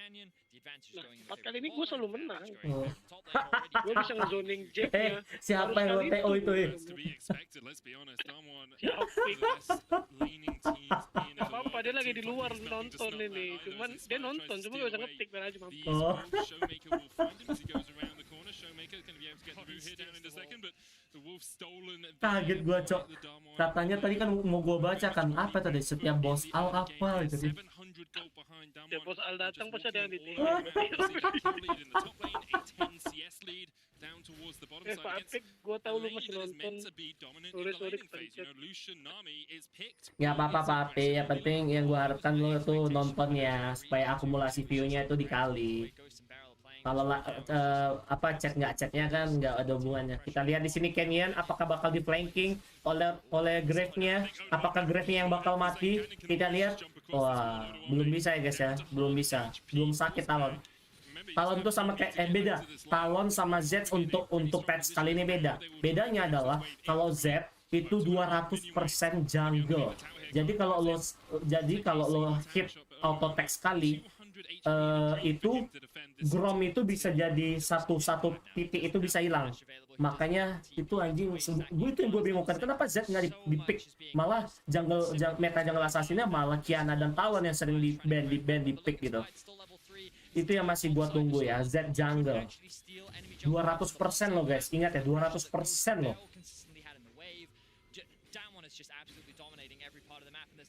Apakah Grave-nya bakal mati? Ya. The number one seed from the LCK are just walking Rogue around the map, and we talked about how Rogue got early leads in the LEC. That's how they play. That's how they got their advantages. Here against Damwon, they are just not winning out in any lane. Ini suara bos Al mati-mati lagi. Gua cek dulu servernya. Hongkong ya. Jax has scaled already, and we're 6 minutes into the game. He's so far ahead, and I love the way Nah. because it was just really well done. They took advantage of the stacked wave. They knew that Odo had no flash. They know that he has no TP, and look, Khan knows that he has a 2-level. Gila, Jax dia nggak ngasih Grave-nya main. Maybe now he can get his level 5, but Itu siapa? damage has already been done. Like, I mean, it's 3 plates at 6 minutes. Well, 2.5 plates at 6 minutes. Khan taking up a couple of tower shots here, but Odo doesn't realize.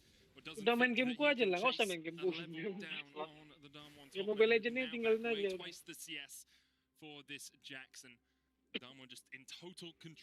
Udah saatnya Showmaker bakal ngambil buff biru, bersihin lane, habis itu roaming ke bawah.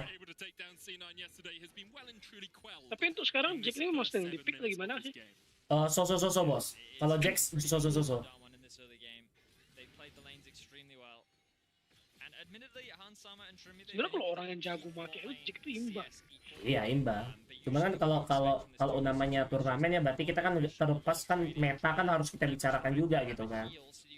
Iya. Dia punya CC juga di PKS.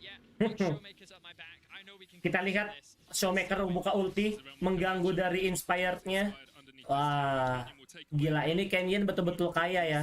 Bakal apa? Dijaga terus. Setiap mau counter petting dijaga sama Showmaker, counter petting dijaga sama Showmaker. Ini kalau kayak gini-gini, ya seperti apa yang gue bilang tadi, fiddlestick-nya gak bakal bekerja, ya.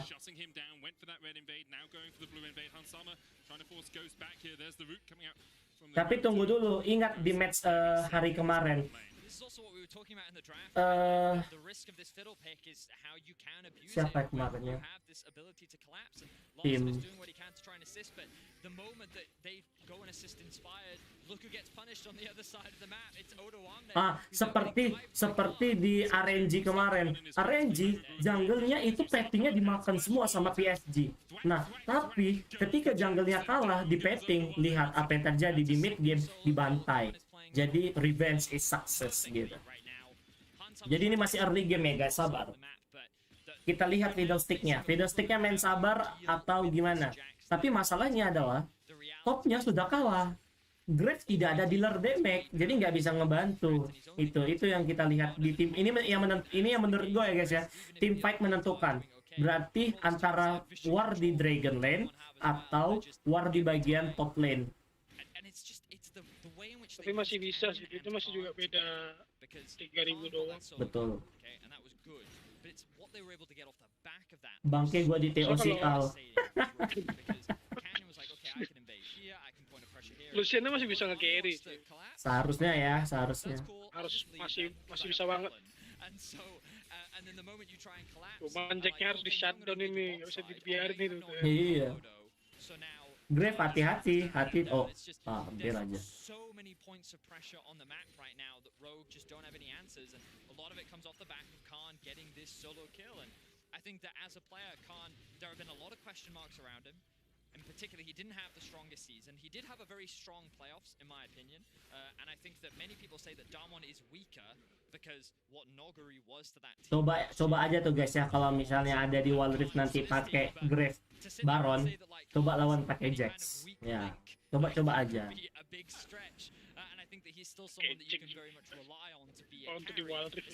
Lagi-lagi diganggu Fiddlestick ya gua. Seperti yang gue bilang. Kita lihat talon.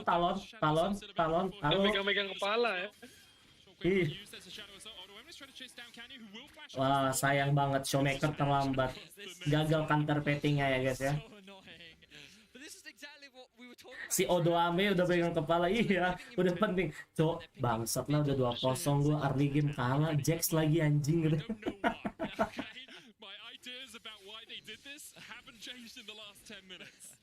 You did say how will they deal with the Jax when he scales? I've worked out one way. The game's not gonna scale. Right? This is Damwon versus G2 all over again. We're going sub 20 possibly on this game. Bentar ya guys, ya, gua minum dulu haus. I will say, looking back to last year, this was kind of to be expected in the two games they played. At 15 minutes on average, Rogue were 4,000 gold behind. They got one Drake in the entirety of it. The average game was 29 It was the same. It was 29 minutes as Inspired looks for a fight in the mid lane. Showmaker able to flash away. So that is Inspired's first gank of the game. Flash invested from both Inspired and Larson in exchange for Showmakers, and they don't get anything off the back of it. Now, Ghost and Barrel looking to fight. Someone could try and turn this one around. He does dash back forward, and there's the cut, and Ghost has to flash. One more auto would be enough. Help picks coming out the tidal wave. A little bit to the side, and Ghost will be able to retreat. Hansama not wanting to invest a flash to try and get those final couple of autos down. Well, he knows that Barrel still has the ultimate up and available. But that is going to be the Herald dropped in the mid lane as well. Oh, Barrel overstepped a little bit there. But given that the Fiddle ultimate was just used in the mid lane, Showmaker and Canyon now know that the risk of that in mid is... Talon kayak atlet parkour ya, bisa lompat-lompat tembok. Itu sih lebih ke maling sih. Maling nggak ada. Itu champion yang ditunggu para ini ya, bukan para, sorry. Itu yang ditunggu, yang champion yang ditunggu ini ya guys. Salah satu pondasi content creator Wild Rift kita ya. Continue to show just why they are seen as one of, if not the best team in the world right now, taking down former world champions FPX yesterday in a dominant. Kita lihat Hansama tidak ada mana. Waduh, Naminya mati. Naminya electrocute ya iyalah. Fix Demon menang early game. Kita tunggu mid game ya. Jax-nya udah jadi item Divine Surrender. Di sini Showmaker langsung saja ulti. Mati sih, mati. Nice kombonya. Jax-nya dikasih makan udah 4-0 guys ya. It is an absolute slaughter, Medic. It is just all across the board. Damwon is completely demolishing Rogue. And now it's Khan kind of jungling. He's like, you know what, Canyon, you take your jungle, I'll take theirs. It's fine. Inilah beda ya. Permainan, skill, gameplay dari seorang Khan yang menjuarai MSI dua kali berturut-turut. Kalau sama T1 dia nggak sempat menang juara Worlds. Kalau sama-sama T1 dia MSI 2 kali berturut-turut. Zaman masih sama Faker juga waktu di T1. Dan itu alasan kenapa Koma mengambil Khan balik lagi dari FPX. Karena pilihan Khan tuh anjing, Khan tuh udah kayak Sir Alex Ferguson pada zaman di MU bangsat, asal kalian tahu ya. Dia tuh ibarat kata Khan tuh kayak Cristiano Ronaldo bagi dia anjing. Bagus banget gitu loh di mau ditaruh, karena ya balik lagi sih kan memang untuk top lane dengan meta yang sekarang gitu kan pas gitu seleranya si Khan gitu. Apalagi kalau udah dikasih Jace, makanya gue bilang tuh Jace-nya Nuguri hanya berlaku pada Worlds yang kemarin. Kalau untuk sekarang, kalau ditanya siapa yang jago Jace, jawabannya adalah Khan.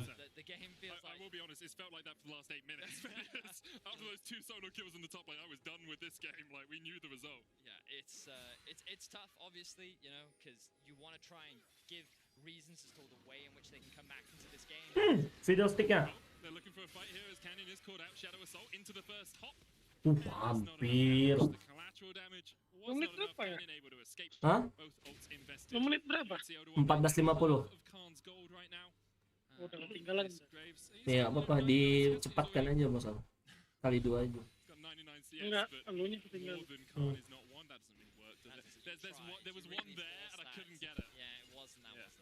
Itu satu hit. Siapapun yang bunuh Jack sih kaya sih. 450 G ya ini. Trying to find some humor in this game, but it's like laughing through the pain. You know? It's a happy face in front of the crying one on the meme. I mean, this is what we expected, though. When you look at Damwon, they are heavy favorites to make it out of this group. The reason why it was called the Group of Death was mainly because Rogue and Cloud9 were expected to die. Anjing sih sakit banget itu gepukan tampolan. Here, it would have like really shaked up the group, and it could have made things very, very crazy. But Damwon just came into this game and they asserted their dominance. I really like what they did with the draft. I think that the way in which they executed it was extremely clean as well. And you just kind of like all of these things that analysts have been saying, you can kind of really see coming to fruition. And I think for many EU fans, hampir so close, hampir mati ya.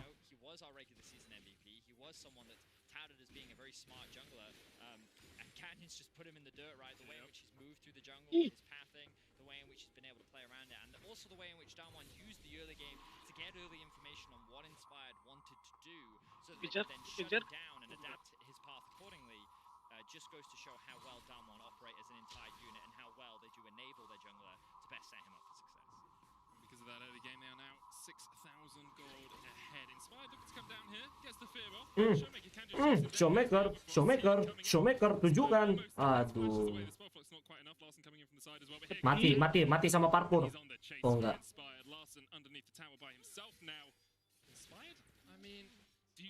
Kayaknya gue kecepatan jauh. Nggak tahu. Soalnya gue nggak nonton dari YouTube. 16.51. Showmaker. Talonnya kita lihat. Lompat lagi kayak parkour. Oh enggak.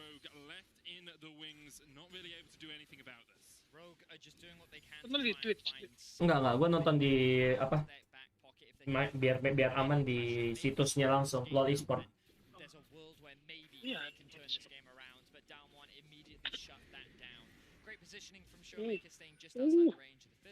Nah, outplay yang bagus dari Lucian sih itu. Gila, Hansama lagi outplay ya, Hansama ya guys ya. Sudah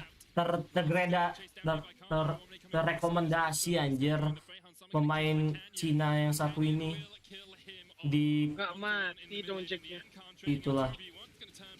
Scaling ulti dari Lulu, scaling ulti dari resistance dari Jax, apalagi udah. have the numbers advantage there. A slightly different situation could have meant a kill for Rogue, but Khan knows the limits that he's playing in. He knows that his Sumpah ini nggak main, Cok. Yang main di sini cuma Hansama doang sih kalau misalnya dia bisa outplay ya, guys ya. Kalau dikasih farming terus-terusan. Masalahnya tadi Hansama nggak dapat kill di early game, di mid game nggak di early game nggak dapat.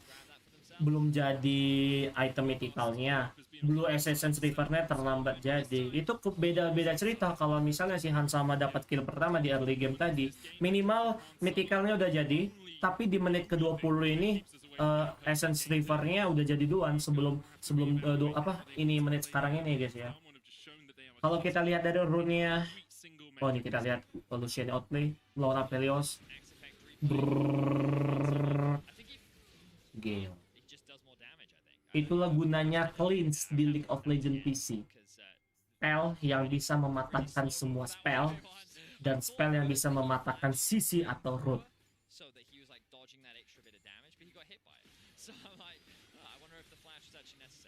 It could just be a Lucian into a Felios thing. I think Hansama was ahead on items at that point.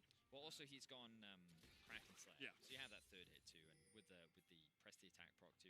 My expectation would be that Hansama just wins out on that 1v1 anyway, but he did end up losing his flash in the exchange. Still, satisfying at anjing least nih something back for Rogue. They find themselves an 8k gold deficit right now. Kita lihat Talon masih di situ sama Grave-nya. Oh, Showmaker masih nunggu. Apakah Showmaker bakalan nge-flash? Oke, Lucian.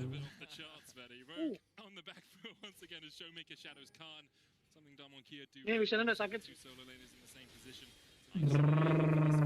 Aduh.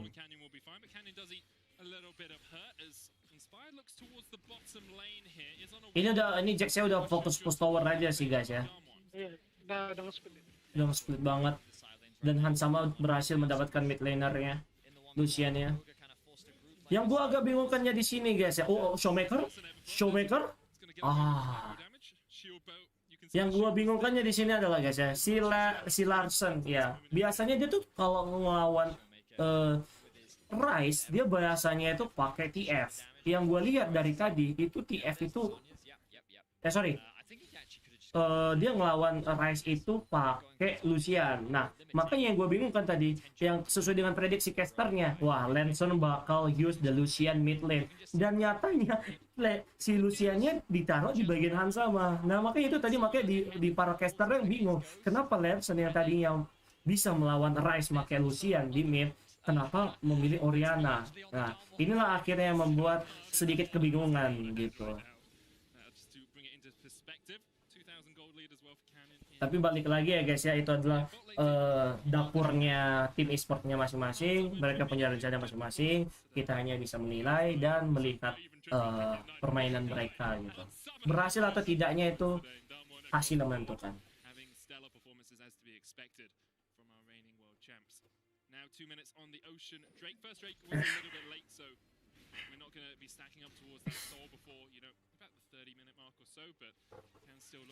Ya, Lucian aja udah pede di jalan depan sendiri. Pede banget. Tiba di flanking sama Talon sama si Jax dari kiri kanan, hati-hati. Hansama, hati-hati, kamu butuh satu core item lagi. Itu rune sepatumu belum jadi itu. Enak ya, guys ya, di low PC ada rune sepatu. Kita tunggu itu. Semoga Wild Rift bisa nggak tuh ya kayak gitu ya, guys ya. Rune sepatu. Jadi lo nggak usah beli sepatu. Lo tuh sepatunya beli terotomatis. Kita lihat di sini video sticknya Hansama. Itu yang gue bilang main aman ya, guys ya. Oh, Jax masuk. Wow. Untung pakai cleanse. Coba heal, mati dah tadi. Yeah, they get something and they aren't punished for it. So that's the best case scenario for Rogue. Obviously, they have not given up on this game just yet, and even though they are in a very dire position, the best thing that they can do is keep looking for these picks, keep looking for small windows of opportunity where you can crawl your way back into the game. The important thing to remember is that when Darmon's looking to play around something like a Baron, like a Dragon, they're going to be grouped up, and there are ways in which Rogue can leverage some of their strong team fighting tools to potentially turn it around. It's just the goal difference that they find themselves in right now. Even if they do find a good fight, they might just not have the damage to turn it around. And with the control that Darmon is showing, and I think that they're already respecting the fiddle pretty well, but you know they're going to be even more hyper alert of it now. So keep an eye on that side lane vision as Canyon has his eyes on a potential pick in mid. It does very much feel like Ghost is the only one you can catch out, and only if Beryl isn't there. Because if you catch on Ghost, no longer has the flash phase, Squishy is an AD carry, Showmaker has a stopwatch, Canyon can jump away, Khan is an absolute monster. Like, he's playing Pacific Rim, not League of Legends this game with how big he is. Udah lah. Beryl has the wild goat. Bagus banget, dapat objektif Dragon. Really the only one for Rogue. If they can find a pick, Khan here stepping forward. Oh, he is overextended here. Hansama. The counter strike is a Hampir. and because of that he can dash away. Dragon secured here for Dom, 1/3 of the game for them. Oh, takut. And with that they keep that 7,000. Tadi Luciannya ngambil push tower aja guys. Dan di sini Talonnya masih bermain-main parkour, kita lihat tidak tahu arah jelas. Showmaker seperti biasa ngambil block buff-nya, mengamankan block buff-nya, dan mengekill Grom untuk menambahkan health-nya biar lebih cepat regenerasinya ya. Bagian bawahnya betul-betul udah nggak tersentuh lagi ya. Kenapa? Karena agak susah juga mensecure bagian bawahnya. Di roots-nya sendiri juga agak susah, paling hanya satu wave balik lagi ke mid, satu wave balik lagi ke mid. Soalnya mereka melawan musuh yang rotasinya cukup tinggi dan movement speed-nya cukup tinggi ya. Yaitu Talon tuh bisa kemana-mana aja, cepet banget itu rotasinya anjir, udah kayak Link bangsat.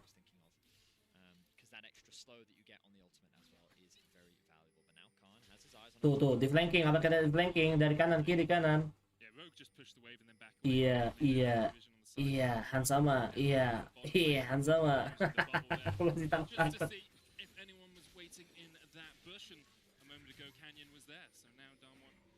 Continue to keep their vision like that.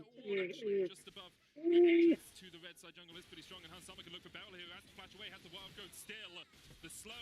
Nice banget itu, kenapa Beryl sendiri tak ada yang menemani.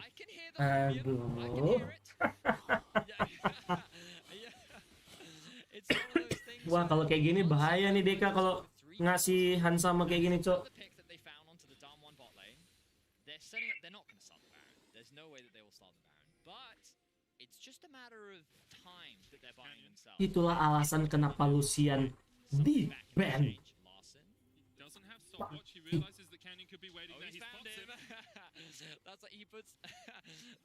That reminds me of, like, you know, when you're like you open the cupboard, you know, you see a monster and then you're like, oh. Mengendalikan ulti Lucian tuh gak gampang ya guys ya. Yang kayak tadi tuh bisa kena semua gitu. Okay, I'm out of here. Yeah. Obviously, I will say throughout my life, I've never opened a cupboard and seen a monster. We might live very different lives. That's true. Admittedly, though, Larson was level 15, so he did have a 3-level advantage on that. So it probably wasn't as scary for him as we made it out to be. But I will say that 8.5k gold difference. Now 6.5k, man. That's a lot better. It also feels like Darmon, as you said, have just not done a huge amount of proactive stuff. Well, they took the dragon, like, since the early game, where they got that dominant lead. They've taken a dragon, and it kind of feels like they're just saying, okay, we'll wait for Soul. In 2 minutes' time, you have to fight us. In my opinion, I think that Darmon recognized that they have many ways in which they feel they outscale, right? And so, the thing that they have to be the most cautious of is a wombo combo hitting them when they're trying to siege. Because I will say that their comp overall is quite short range. Yeah. So when you get close to a tower against an Orianna with her wave clear, against a Fiddlesticks who can be sitting in the fog of war, that's scary for Damwon. So they've largely been playing through a side lane. But now they're kind of at a point where it's really hard for them to just fully commit. So now they're looking for flanks. Kita ada Apelios di teleport saja oleh Graf dan juga Jax ini. Kita tengok pertarungannya guys. Apakah Jax-nya bakal tidak jadi masuk, tapi Aphelios dan tapi ultinya Lulu udah keluar tadi. Dari Luciana juga udah keluar. Talon kita lihat Talon di sini Talon. Aduh, sedikit lagi.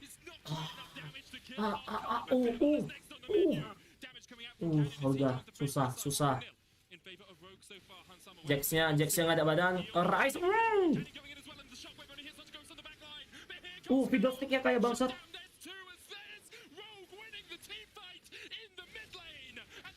Wah, udah fix. Aduh. Kok kenapa ini Deka ini?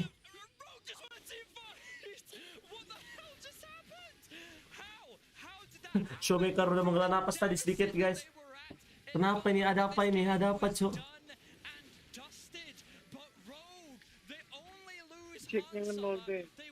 Grave-nya punya damage yang sangat besar.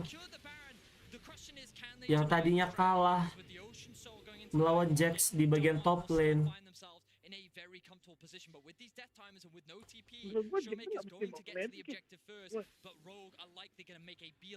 Hah?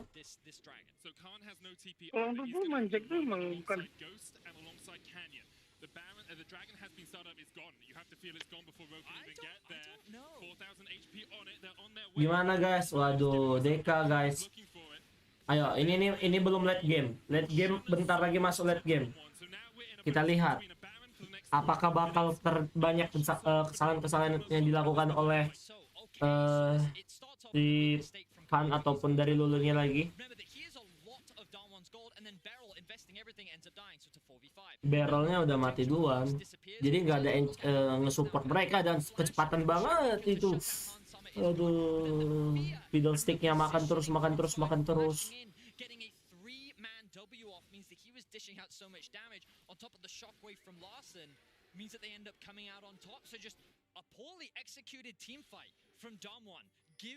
go, kata Hansawa. Yes, they're still down. They're still fighting against an ocean soul, but that was the breath of life that they needed to be able to stay relevant in this game. Mungkin di Hah?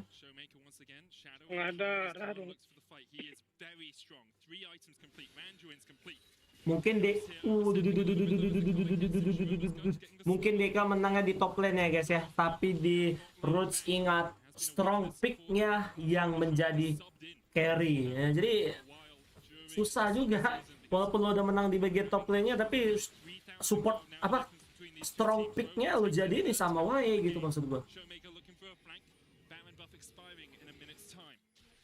So really I think this game becomes about the elder medic. It did ult. I don't know why. Apakah benar Bang? Apakah benar Bang Eropa lebih besar daripada NA? Kalau untuk sekarang iya. Karena melihat TSM nggak main, ya kan? Hanya mengandalkan Rouge.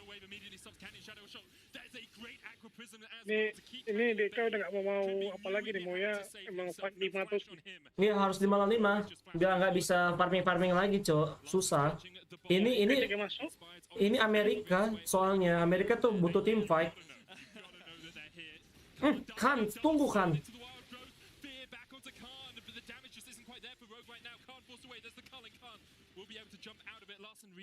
Gila ya, barbar banget anjing kan, sumpah. Kenapa kan tiba-tiba kan kayak gini mainnya kan? Kill coy.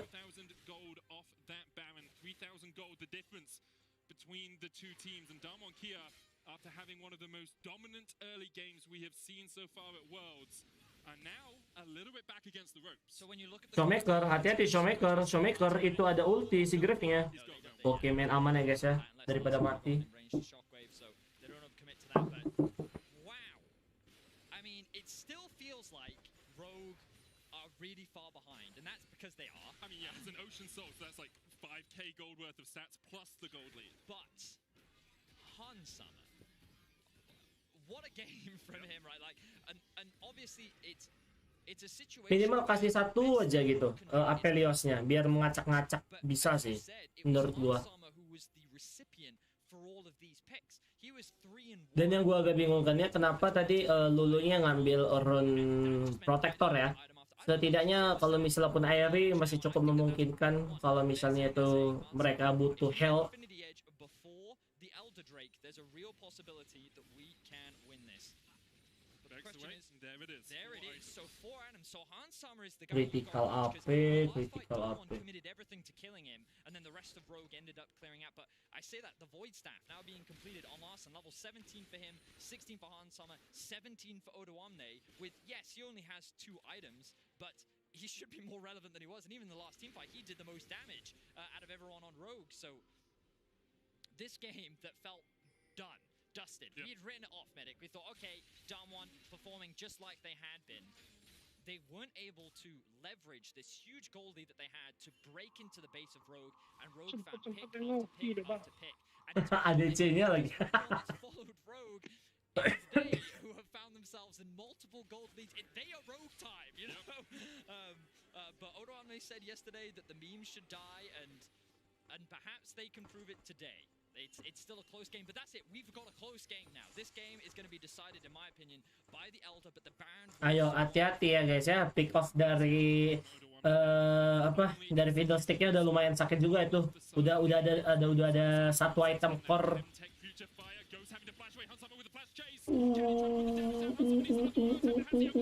Hansama. Diamond Kia bakal nge-push di bawah, Hansama bakal nge-push di mid. Kita lihat apa pertandingan dari Race-nya, kita lihat apakah Jax yang langsung saja ulti. Kita lihat Hansama bakal nge-push, apakah mereka akan balik. Tidak ada damage, Hansama kamu harus balik. Percayalah Hansama, lo harus balik. Itu Jax.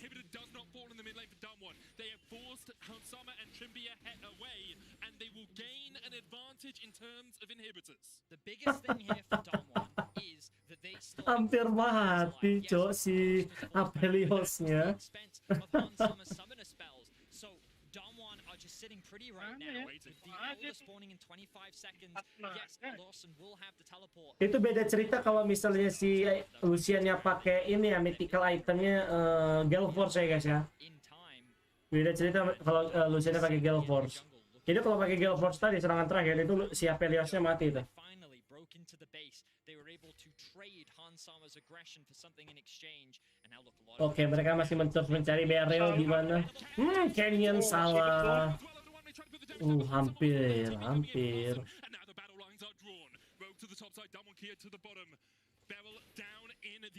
Oke, Elder Dragon ya. Intinya Beryl masih belum mau. Beryl masih belum menunjukkan di mana keberadaan mereka. Rice juga masih belum ngasih tahu keberadaan mereka. Dan di sini nampaknya masih mencari-cari di mana Showmaker. Soalnya Showmaker lah yang betul-betul sisi dan damage yang mereka butuhkan saat ini. Jax tidak bisa lagi untuk damage karena Jax itu untuk badan. Intinya mungkin ini Beryl sama Showmaker kita lihat di sini bakal mati. Oke, free Elder. Seharusnya free Elder sih. Itu B dong sama Jack-nya. Jack ulti lu bang.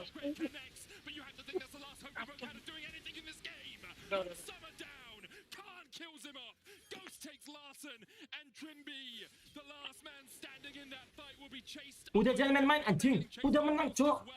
Gak dapat profit gue ngeliat ini long piece sih.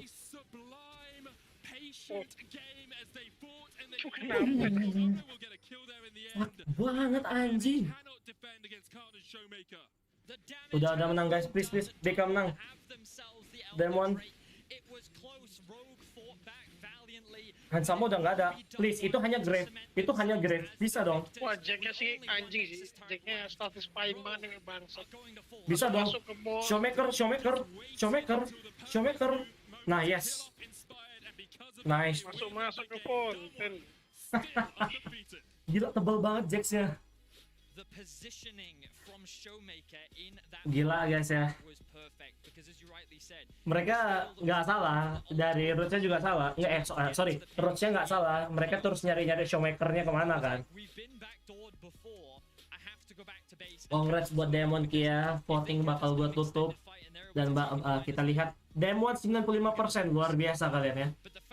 Sang juara bertahan memenangkan match kali ini. So much credit needs to be given to Hansama. He really Bangke deg-degan ya kan. right there. And even in the final fight, he was Showmaker pinter guys, dia nggak mau nunjukkan dirinya dulu. kills the Jax off as well. Dan si Berylnya pun nggak mau nunjukkan diri, soalnya dia takut terpick off kayak tadi kan sama si Hansama kan. That early game went nowhere near in their favor. Oke, congrats buat Demon Kia sekali lagi. Match selanjutnya bakal Gua mandi dulu bentar ya. oke bos. Pertandingan selanjutnya adalah HLE versus Fnatic. Signs of hope. I saw a smile on Hans Summer's face a moment ago. Obviously, a little bit dejected now after realizing the true weight of that, because a win here really would have put that group in turmoil. Like FPX lost to Damwon, if Rogue are able to pick up a win here, it totally changes the outlook of Group A. It's a game where you felt like Pilih you lost, suara kalian ya guys ya. suddenly Nice try Roach, bisa nan semua itu buat DK ya, betul banget. Roach bagus banget, apalagi tadi fiddle sticknya. Tapi masalahnya fiddle sticknya terpick off sama Showmaker dan juga Rise-nya. Ya, dan juga Lulu dan juga Jax-nya. Sekali lagi nice try buat Roach dan nice try dan congrats buat Diamond, oke. Tapi tetap alhamdulillah Yumi GG nggak ada. Anda nampaknya benci sekali sama Yumi ya, Bapak Mosquito ya. I need to go back and like properly review what it was that prevented Damwon from being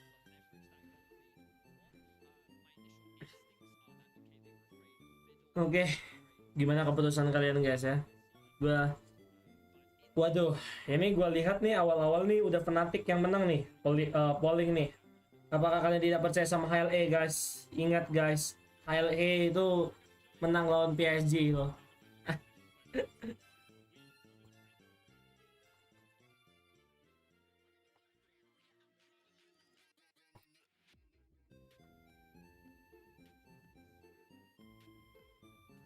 Gua pribadi Hanwha atau HLE karena melihat masalah internal Fnatic dan upset kayaknya nggak main lagi ya. Sebenarnya tuh bisa ini upset tuh iya bagus jungle-nya. Dia mainnya bagus banget tuh di Fnatic.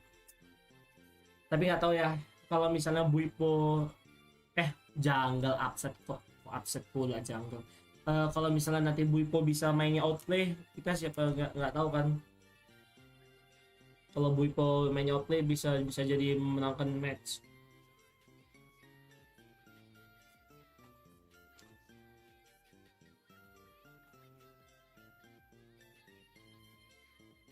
Berarti melihat dari LoL ya di League of Legends gua di sini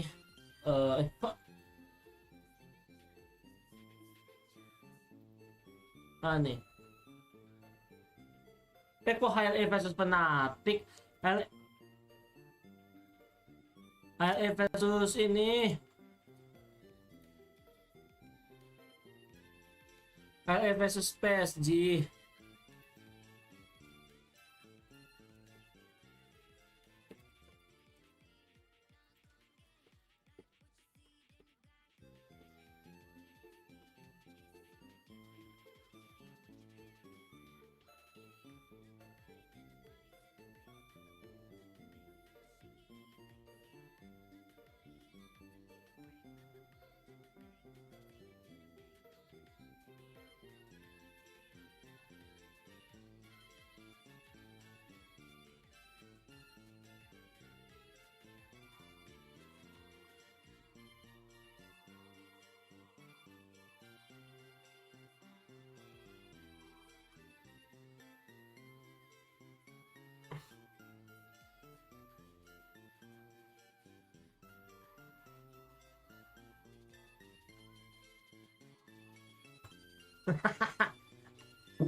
Opa Coffee kan? Iya sih, Coffee lagi bagus banget men. Bang Abang.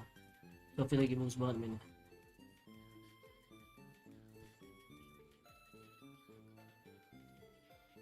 Aduh, gue bingung guys ya. Ini bakal gimana nanti depannya.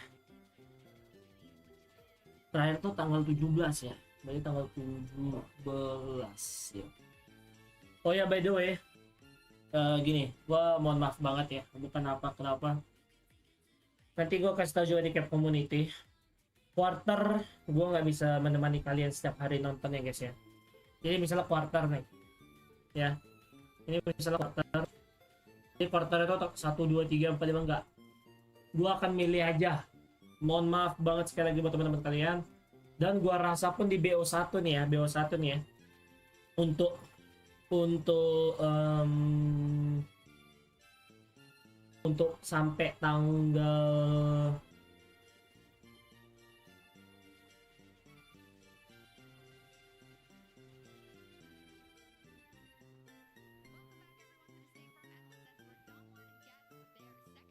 untuk sampai tanggal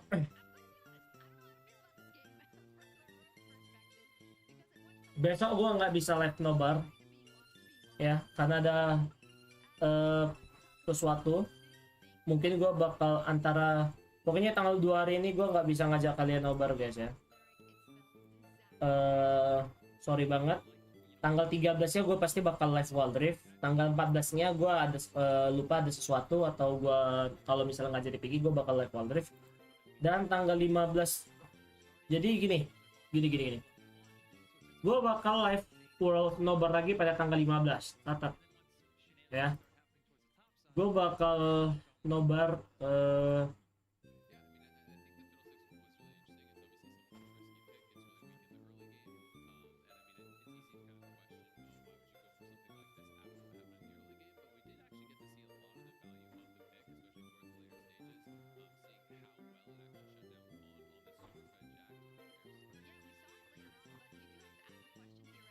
gue bakal nobar Worlds itu tanggal 15 lagi.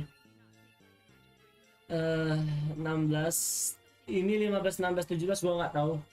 Jadi intinya gue mulai yang fix tuh tanggal 15. Gue bakal nobar Worlds tuh tanggal 15. 14 sama 12 gue mungkin nggak tahu ya, nggak tahu. Entah mungkin gue malamnya, entah gue kapan. Soalnya pasti guys ya, gue pasti kan ya pengen main Wild Rift juga gitu kan, di live gitu kan. Nah jadi mohon maaf, jadi hari ini kita sampai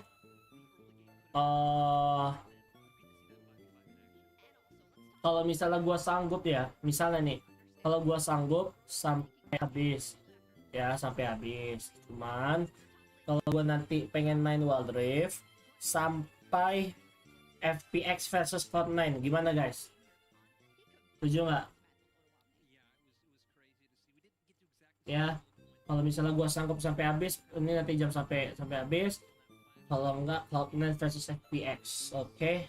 Soalnya gua sisanya ini kasih pengen Wild Rift, oke. Jadi gua kasih tahu sekali lagi, tanggal 12 sama 14 gua nggak akan live nobar dulu. Mohon maaf ya, semoga kalian tidak kecewa.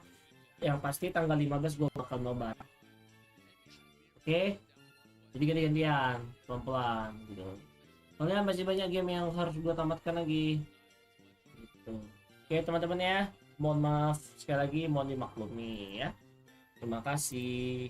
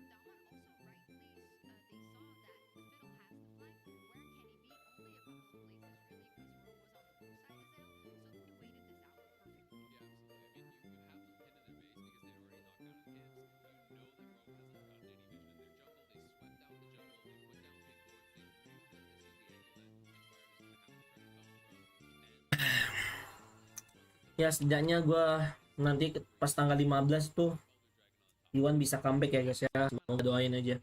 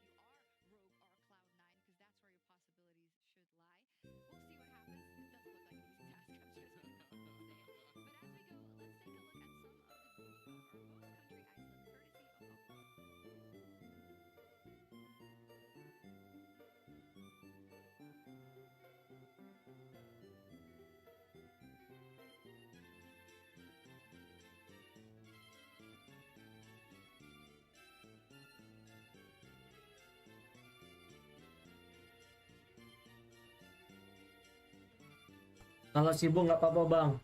Oke, nggak sibuk banget sih. Iya, gue mau main One Drive nanti kalau misalnya di atas udah jam 10 ke atas atau jam 11 ke atas. Gue kapan sih udah bisa guys? Gue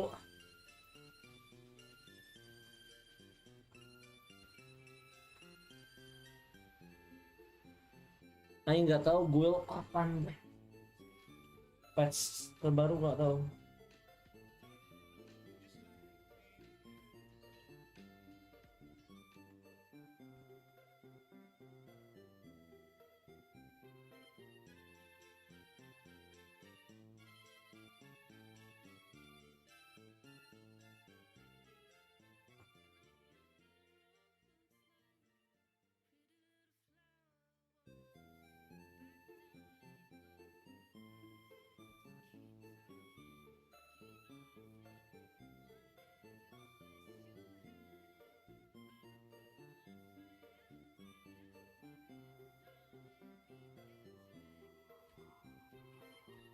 Betul.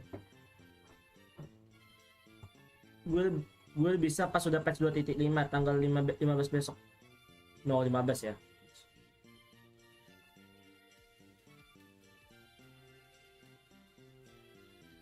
Gue mau buat build nakama yang ada berbau One Piece-nya namanya. Oke guys. Jangan pandang dari wibunya. Ya. Pandang dari keren namanya gitu. Nah, ya sudahlah ya guys ya. Masih ada 2 menit lagi. Kalian bisa tanya-tanya, nanti bisa gue jawab.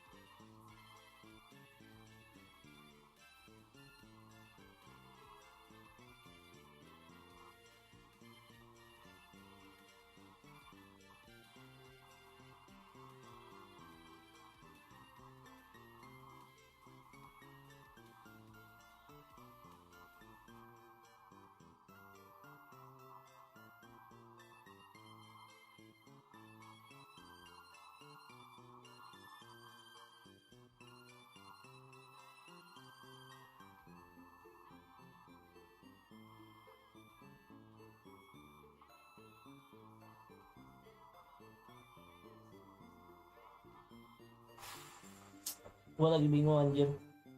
Kenapa tadi kok bisa kalah ya?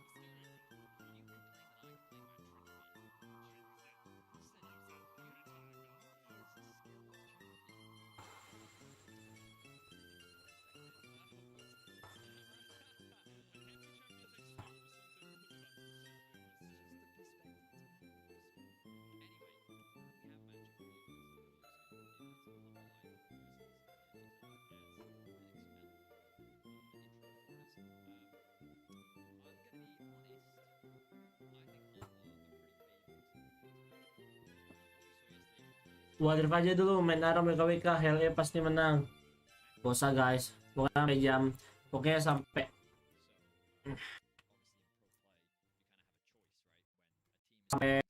FPX enggak RNG versus Fnatic atau FPX versus Cloud9 gue bakal tetap nobar kok. Santai.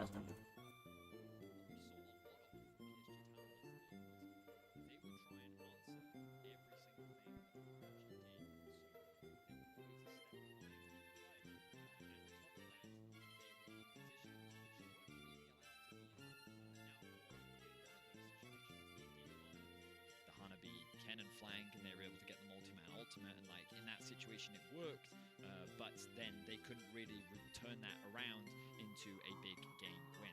Whereas when you kind of look at how Hanwha approached the game, I think that one of their biggest and most reliable things is how consistent, in particular, Chovy is, but also Deft is showcasing here at Worlds that he is someone that you can still count on and rely on as a player, and he's still someone that is still very, very strong. But I also just think that the baseline for like map movements and macro over in the LCK is just very, very high. And so if things play out kind of as I kind of expect, in that if Hanwha are the favorites, then they move themselves up to 2-0 in the group. And they actually put themselves in a prime position to get out of this group, with RNG being their next competitor. And when they went up against LNG, they did fall short. But even in that game, I think a lot of the criticism was it was a draft issue, and they just ended up falling behind early, which means that, you know, this group is looking really good for them. And then RNG is going to be playing Fnatic immediately after this game. So there's a situation where you can have two teams sitting at 0 and 2, with the other two sitting at 2 and 0. But of course, this is all just speculation. I don't know if you guys... It's educated speculation. I don't know if you guys watched the last game, but... it still went the way we thought it would. Yeah, but I thought it would end, you know, much more abruptly, I will be honest.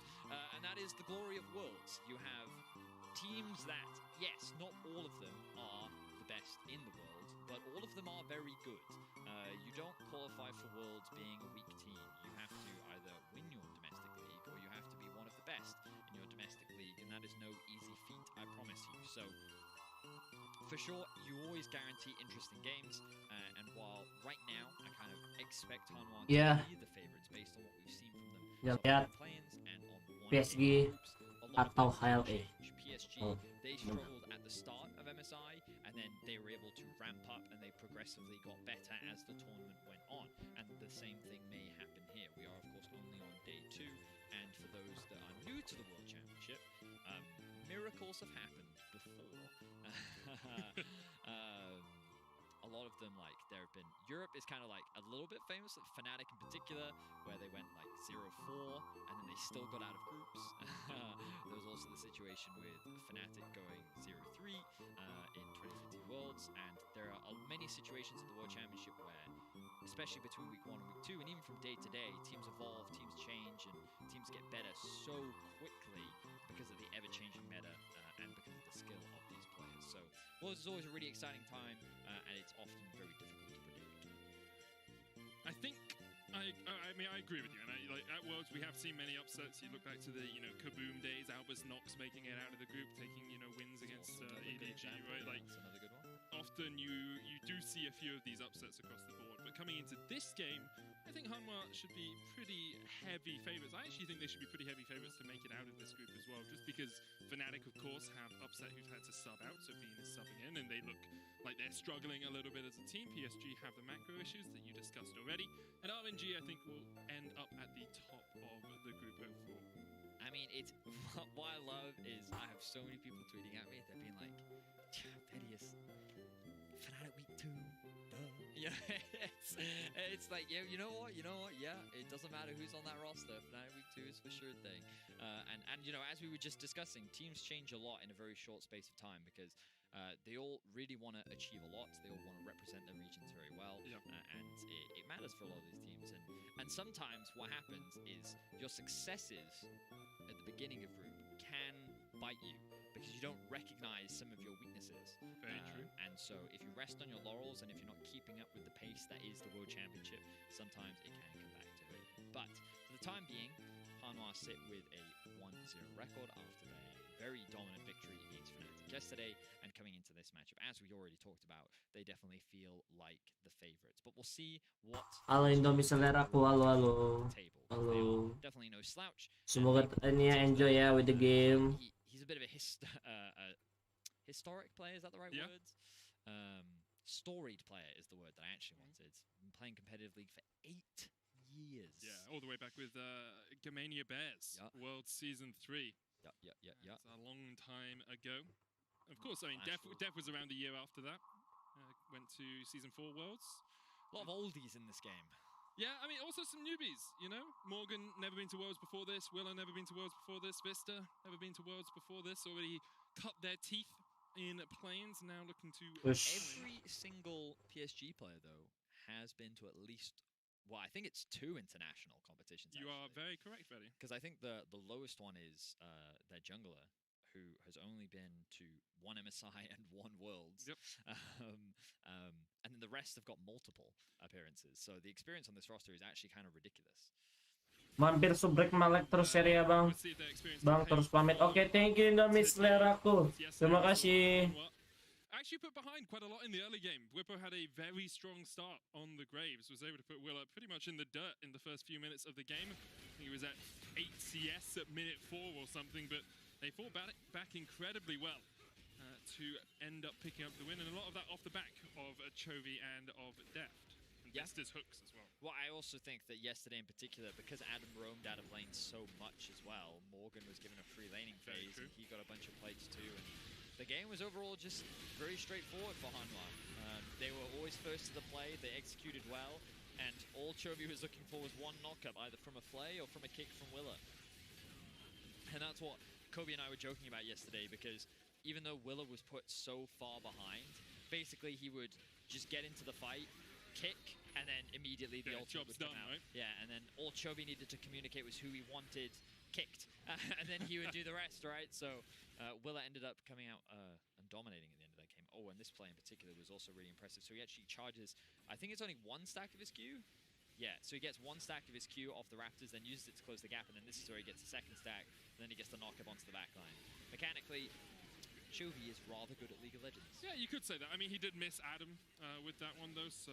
Oh, no, missed Whippo with it, I believe, but only 2 of 3, 66% hit rate on that Steel Tempest. Still a very strong player, as you say.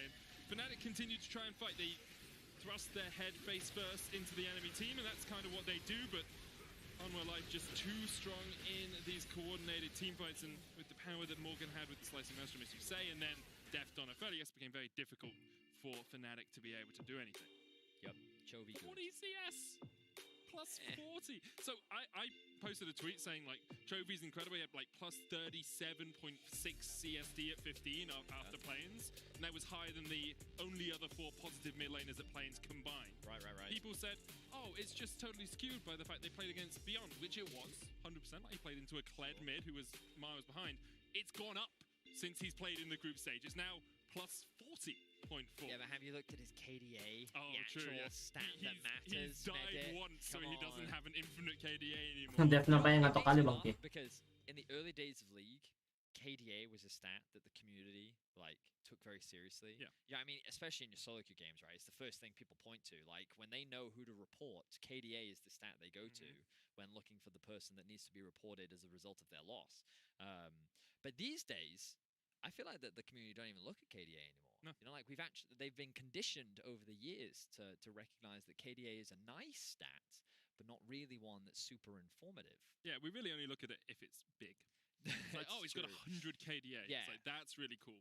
Yet to die. Was it Chovy? Well, it was Chovy think that he one had year that 110, had yeah. something ridiculous. It wasn't this year, but it was a maybe couple of even years Iya been- si Anjot maybe nomor it's 1 been tadi CS ya kan. Griffin or The something. king of CS. Had some ridiculous KDAs back then, and that you're right. When the number is that massive, because especially when spread over that many games, the impressive part about that in particular is the very low number of deaths. Yeah.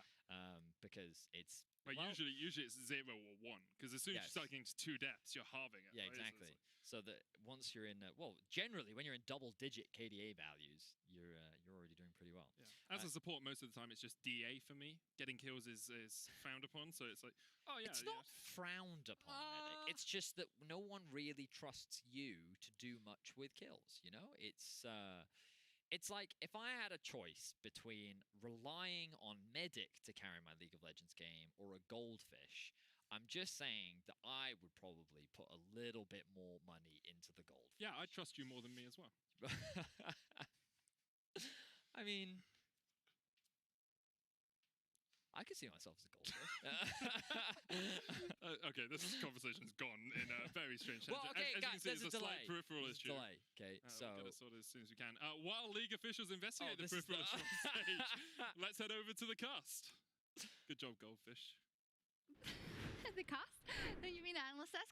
We're talking Now about we're casting now. goldfishes. Yeah, we are. Congratulations, you made it.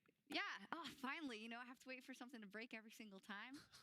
But anyway, goldfish, right? We're not going to talk about that. It does give us a chance to kind of talk about PSG and Hanwha Life so far and what our expectations is for them. To remind people, we saw it there yesterday with the replay, but yesterday Fnatic had a pretty good early game, but weren't able to close out that game versus Hanwha Life, where the strength of the team shone through, and a false start also from the side of PSG. And I want to talk a little bit more contextually about PSG, because I think a lot of people got on the hype train, rightfully so, right, around MSI. Now they are here with Unified, and it's kept people, I don't know, there's a bit more trepidation around them, especially after that first game. That's tough. I think it's actually pretty strange. Like, I get the Doggo hype is there. Doggo looked great, but PSG talent have like such a fun way of playing if you watch the PCS. They're super aggressive. They always play these like cool pick comps. For context, Kaiwing plays a bunch of Bard, which hasn't been meta in a long time.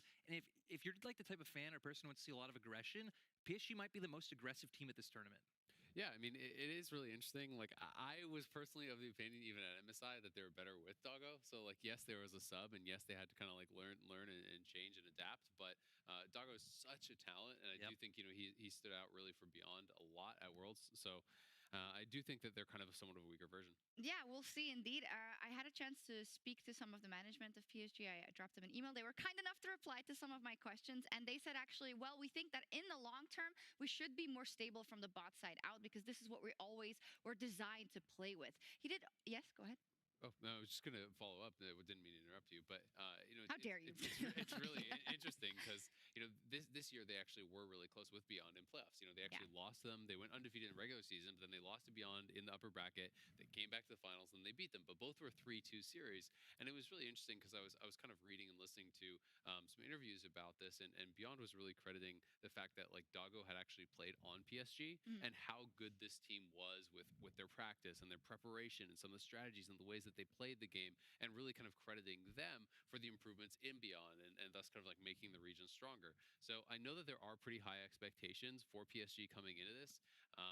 PCS now, LMS in the past, their top teams have always been strong. It has always been kind of seen as like a very top heavy region, though. When you think back to like Flash Wolves and whatnot, as the number one seed, there are expectations. People want them to get out of groups. Yeah, and I was talking a little bit to, caster, translator extraordinaire from the PCS, Mr. Clement Chu, and he said it's a bit of like a stylistic difference coming in between these two players. That if PSG wanted to play a bit of more lane dominant, maybe like showy style, someone like Doggo, again, what he does on Beyond Gaming, it shows. He makes all these flashy plays, but a more reliable, still very consistent laner and teamfight player, Unified is able to get the job done. I think the more interesting thing coming into a matchup like today's is how is Maple going to hold up against someone like Chovy? Because I think Maple, with all of his experience, has shown he can make all of these great plays on the map.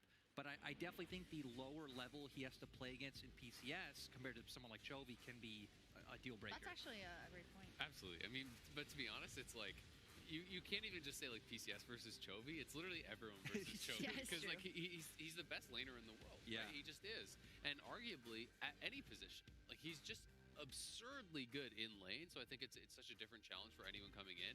I do think that Maple was a standout for them. We saw the quadra kill there on the Tryndamere. They were getting run over by RNG, and it was kind of similar to the Rogue game that we just saw, where they were able to battle back in. Maple was a big part of that. He has such a tremendous amount of experience. This is something like his 10th international appearance. An absolutely storied career, back with the Flash Wolves, still playing in the PCS and dominating. Yeah, I think I don't know who said it yesterday, but like maybe it was you. But like he predates kind of even the LMS. Like he predates everything. Season 3 was playing against Faker on the Gamania Bears, which sadly was the only best of series he got to play in that tournament. But Maple's been around a long time. Season 5 IM going up against TSM when they won that international. So definitely high player. And you're right. I think maybe unfair to compare him to Chovy, especially when Maple did surprise me at MSI because he didn't fare too well back when he was in the LPL against LPL mid laners. But at MSI, he took a stand up and was able to go toe to toe with everyone. I'd like to talk maybe about the Tryndamere pick from him yesterday because we saw what it can do, right? And when you're given that chance to make a play and RNG kind of closes their eyes for a second, it seems like you get a quadra kill. But it brings me back to a talk kind of about the meta because we said at the top of it, okay, Tryndamere, who was heavily favored in planes, we saw it less and less. And in talking to the PSG management, they also said when we fell to Beyond in our playoffs, we actually felt that we didn't have as good as a grasp at the meta that we should be playing than we should have. And I wonder if they're taking a little bit of time now to like scope out the priorities as well. Yeah, I mean, definitely. I think there's an adjustment period. I was watching that game with Cadril, and if I'm remembering correctly, it was the Lee Sin plus the Tryndamere, jungle mid. And, and Cadril was basically saying that it's like, yeah, like individually these champions work, but the pairing of like double physical here just makes it so easy for the enemy TF to actually deal with this. Like you can rush tabbies, you can even get a Seekers. And that's something that I think sometimes teams are failing to take into consideration, like how much it changes the team composition and how these matchups can look. Because you're bringing an AD champion in the mid lane, that's traditionally where most teams bring their AP. You have to play a very different style around Tryndamere than you do around more of the traditional mages, and it is a serious adjustment. And that's one of the things that I think is going to dictate who really succeeds at Worlds. Is some of these picks everyone knows are strong, like Kiana, Talon, Tryndamere mid. Some of the Enchanter supports, but like who can adapt and change their style to actually fit that? Can someone bring in more tank junglers to fit alongside the Enchanter supports, or play around not having anyone who can face check the brushes? Like you really have to adapt to more than just the individual champion. Yeah, it's interesting to see the metas evolving like within the groups, right, at this point, and then what's coming out in scrims that is working well and what isn't, and it's going to keep evolving.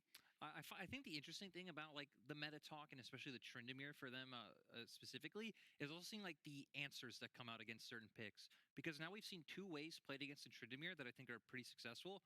RNG yesterday just saying, hey, typically you're not going to run something like a TP. We're just going to play away from you with the Twisted Fate. Or LNG in planes against Hanwha, where they're like, we're going to take a bunch of like kite back and disengage the Gragas in the mid lane, the Jax. And it feels like these answers to not only champions like Tryndamere, but any other meta picks are the most exciting things to look out for as Worlds goes on with. Yeah, I mean, it's been really interesting, and not even just the champions, but like just the way the game is being played. When I was looking at some stats, pulled some stats for the first Dragon timing, right? And in summer 21 for like, all these regions that are actually playing here, the average Dragon timer was around like 8:49 for first take. first day one of groups, small sample size, it was like 12:49. It was like massively slower. Teams are actually largely ignoring the dragons. They're fighting very much over Herald. And when you don't go for early dragons, some of these teams that are used to closing out games by having soul as a win condition, by forcing their opponents to come to them,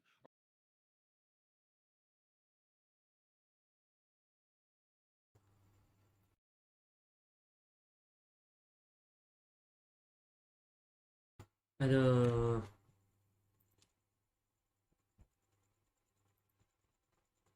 even seeing big changes in the bot lane. You look at how many less bot laners are actually bringing heal compared to exhaust and cleanse. This is something that Freak was pointing out to me this morning. Sorry I guys. think it was actually Sorry. really interesting.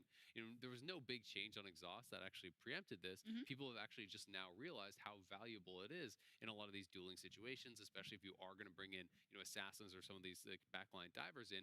The exhaust is going to bring you a lot more value than the heal. And even in the Yuumi games, they're putting the heal on the Yuumi, and then the AD is often bringing cleanse. So I do think it's interesting to see all these different shifts all at once, because there's so much to adjust to, and you really kind of have to pick and choose what angles you want to learn. I think that's a great point, and also about the Yuumi. That's like a very specific situation that you now have to take into account as well. I do want to give a little bit of an update for people watching. If you're just joining us, League officials are working to solve a peripheral issue before PSG Talon versus HLE. We appreciate your patience during this pause. We haven't talked that much about Hanwha Life Esports, actually. I think maybe because we don't often get the chance to talk about PSG Talon, or we haven't yet, so to say. But let's talk a bit about Hanwha then, and about what the options can be here for PSG, because there were a lot of question marks coming into Hanwha Life. I think, though, the fact that they have the games and play-ins under their belt is probably helping, maybe specifically that very high value, I'm not going to say practice, but those games they were able to play versus LNG to really identify what they can work on. Yeah, I think they got a lot from their experience so far. There's a few small areas where I think Hanwha's definitely shown a bit of an improvement. One overall is their team play. I feel like Willer has had a better read on like what lanes he needs to play around as compared to when he was in the LCK. And the other one is just the bot lane. A lot of people are questioning like, hey, Def's performance in regionals was super good, but can Def keep that up? Def's come in so far and Def's look great. Yeah, I think that's a great point. Sorry, I think I saw the hope in your eyes. We're not tossing yet. It's like a minute and a half.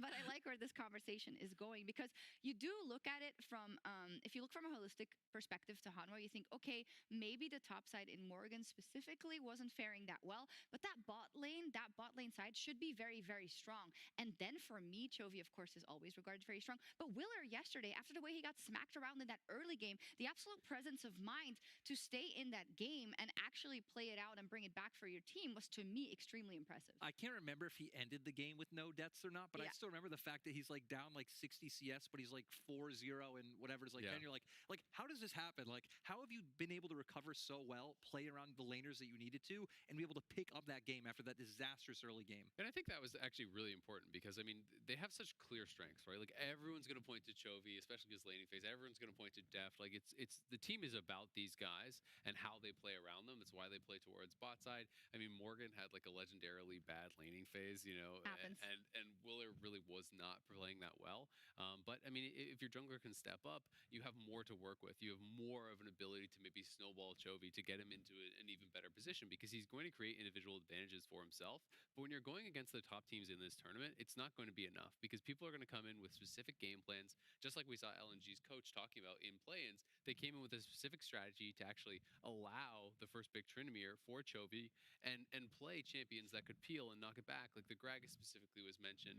These picks that are just designed to shut down their key players, and I think that's really going to be something that Hanwha Life is always going to be battling against, because they have such clear power points. So basically, if they go up against teams that have kind of a wealth of champions and strategies that they can craft specifically against them, right? Do we think that's going to be the case for PSG? No, not necessarily feeling the magic. I do feel like stylistically, maybe PSG have a chance, just in terms of like they play like a team. That's what it's all about for PSG, bringing it all together.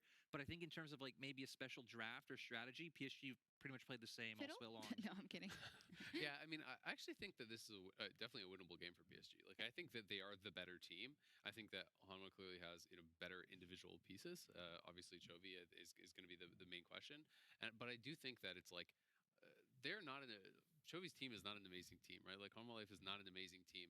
They're an okay team with some incredible individual pieces, and as a result, if you can actually craft a plan to shut down the mid laner, then I think you can win out the game in the mid game and the late game, where they do make a lot of mistakes. I've seen weak side top laner teams win worlds, but maybe it was not quite I mean, Morgan's way. to be fair to Hanwha, you're facing another weak side top Yeah, team. Hanwha's not going to blow them out. Right. Navi's not going to get a ton of resources, and Navi's not going to be this lane kingdom player. It is going to be a lot around mid lane in this matchup. You know, I feel like a big part coming in, you know, Shocks, thanks for signaling me to keep going, is I want to see how much supports have an impact on the map, because I feel like one name people do know from PSG is Kaiwing. Yeah. Kaiwing has always had, I'd say, above expectation performances at international events, and if he can be unlocked from the lane more than Vista, I feel like that is one area where PSG can use that play, shut down Chovy, and start taking over the map.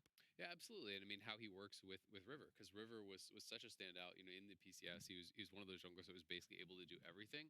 The question is kind of like, can he bring that to the world stage? Because, you know, he was ahead in gold. He's out farming. He's out ganking. He's doing everything in his league. But it's always so tough to look at stats for LMS and for now PCS, because it is so top heavy. And when you don't lose a single game, you know, they're 18-0. It's like, of course, yes, your stats are going to be very good and you're going to look very dominant. So they have to adjust to that too. Yeah, and I think that's what we saw at MSI as well. You know, as time went on, PSG did get stronger because they were identifying what to work on. Also, like it's Gua nggak tahu, Cok.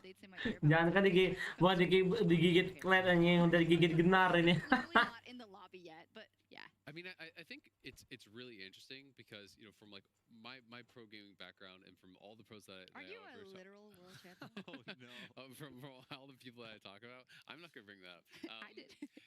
It's one of those things where it's actually really difficult, no matter how talented you are, to really improve unless you have people that show you the holes in your game, right? So you're often only as good as your best practice partners. Digigit genar, habis itu di ultima genar, Cok, sistemnya. Often, you know, are relying on practice partners from like other leagues, right? Practice partners from the LPL and sister teams and things like this, because teams like Flash Wolves in the past and now PSG just dominate this league so hard that it's tough to see how they can get to this level, because they are very good teams, but their opponents aren't always showing them where their holes are, and as a result, you can learn poor strategies. You don't even realize that you're making mistakes until someone comes on and shows, no, this is how you beat that. I love this discussion actually, because it goes for a couple of other regions as well, right? You can make the case also if you're, and I think specifically for the LPL, this is always what's so interesting to me, because even getting to Worlds, you have the most gruesome path ever, you know, especially if you drop down and whatnot, and you have to play so many best of fives in the playoffs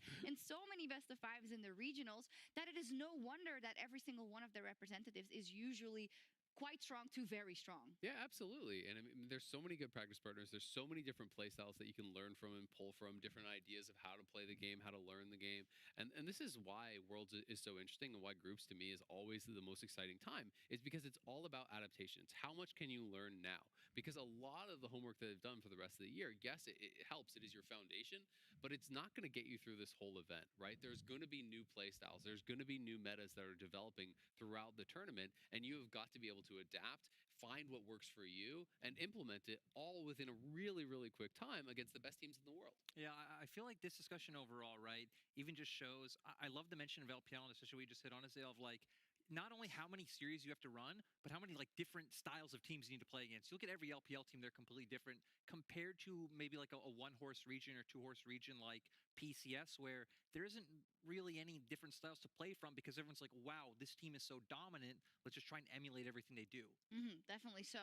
Listen, we're still in the delay, so I'm gonna like break it out a little bit more into the big picture, and maybe for some spicy takes, I've asked to get the group standings up, because I'd love to know, since I have an LPL representative, an LCS representative, and me, an LEC representatives, let's kind of look at how we're feeling about our regions respectively. Maybe. I'm not feeling good, so Lyric, do you want to go first? You know, I'm feeling good, but I said this on the World. Must be nice to have EDG and FPX.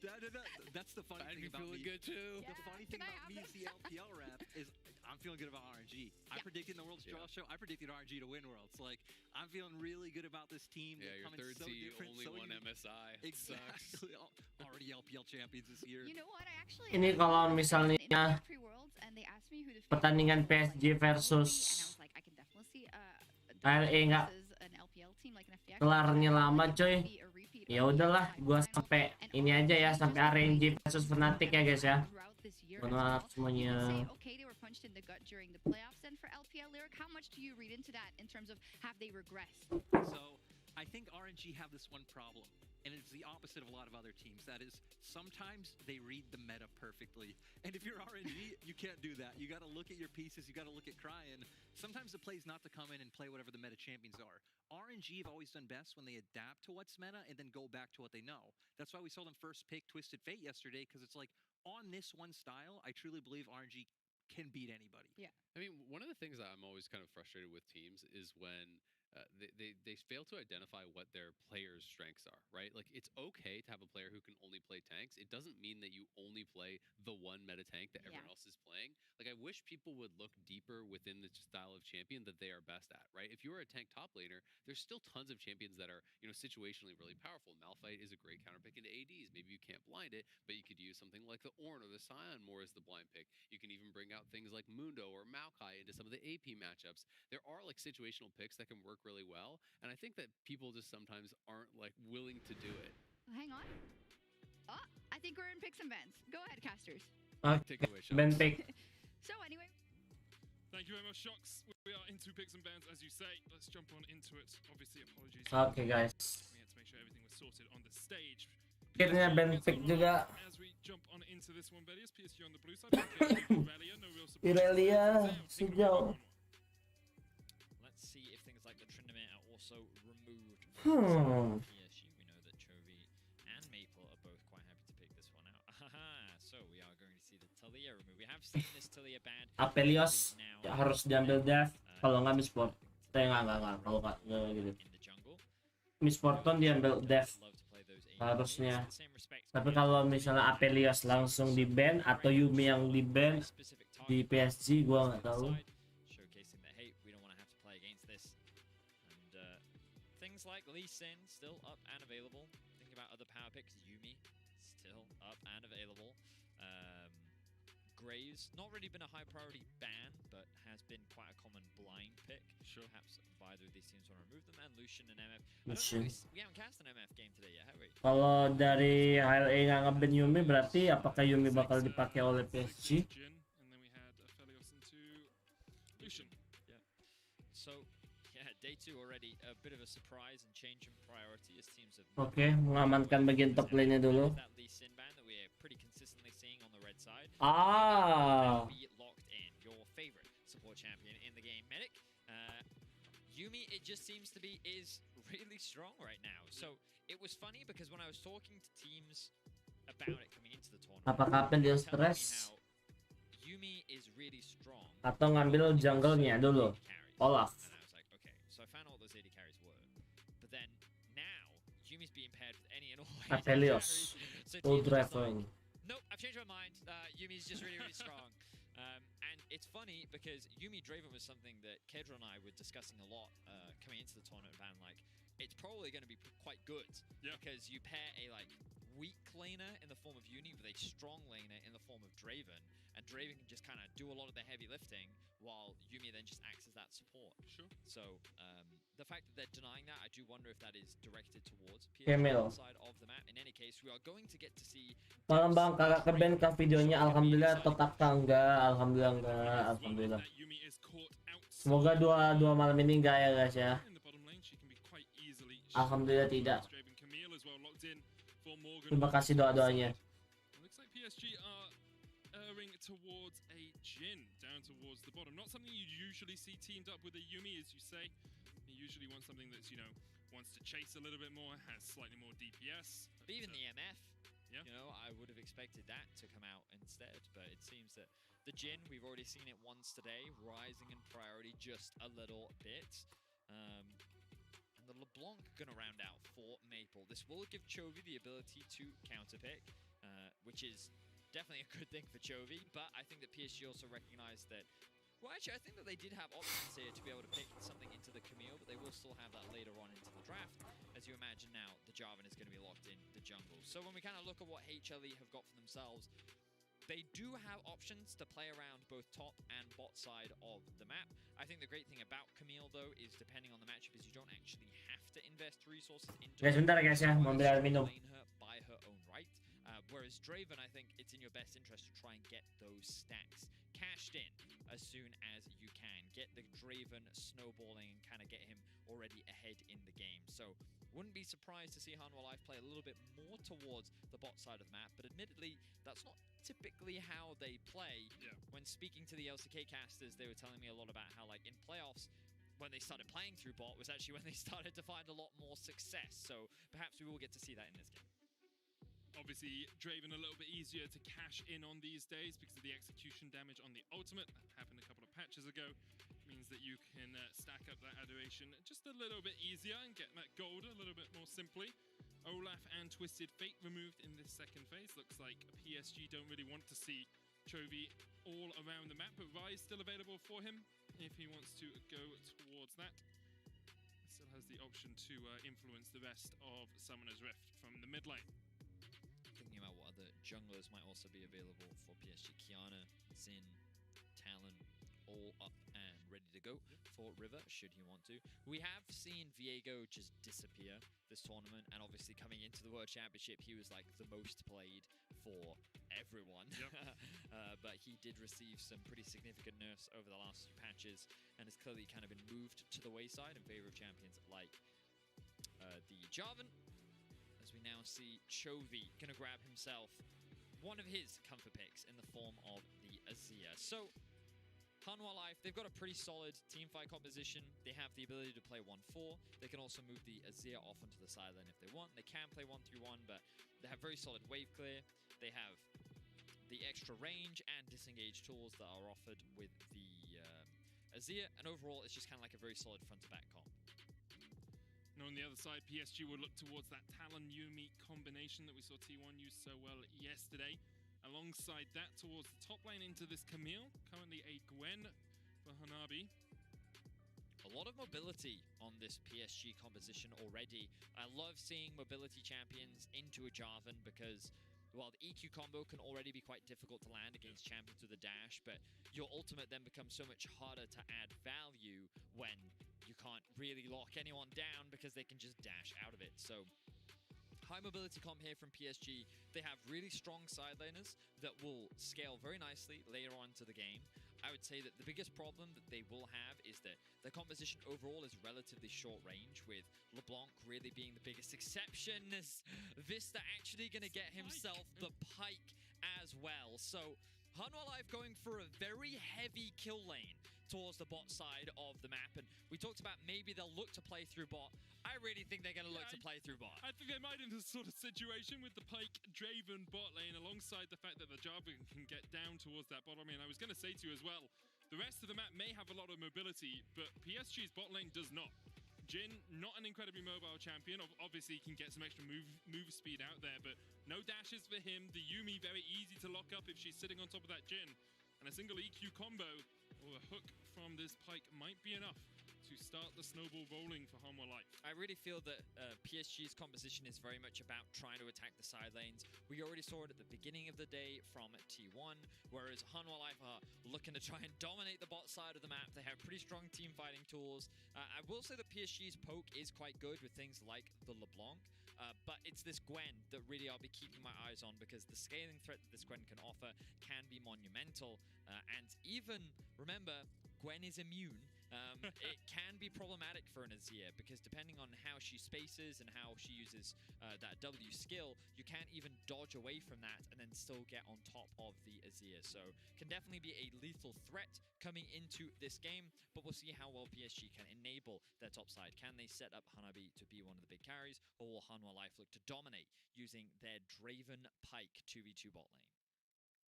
On to Summoner's Rift we go for the third game of the day. PSG often actually play through River. He's the one getting the leads for his team. High damage a minute, high gold per minute as well, and involved in the majority of his team's kills. So we'll see what he can do on this Talon top lane. Obviously a key point where he could focus, and I will say, Vedi, he's gone teleport. Well, yeah, you Talon. just said Talon top lane, and I was like, you must have seen the TP. Oh, sorry, yes. It's jungle Talon. See if he can go top lane. Yeah, they're running triple teleport, Medic. Oh my, it's not fair.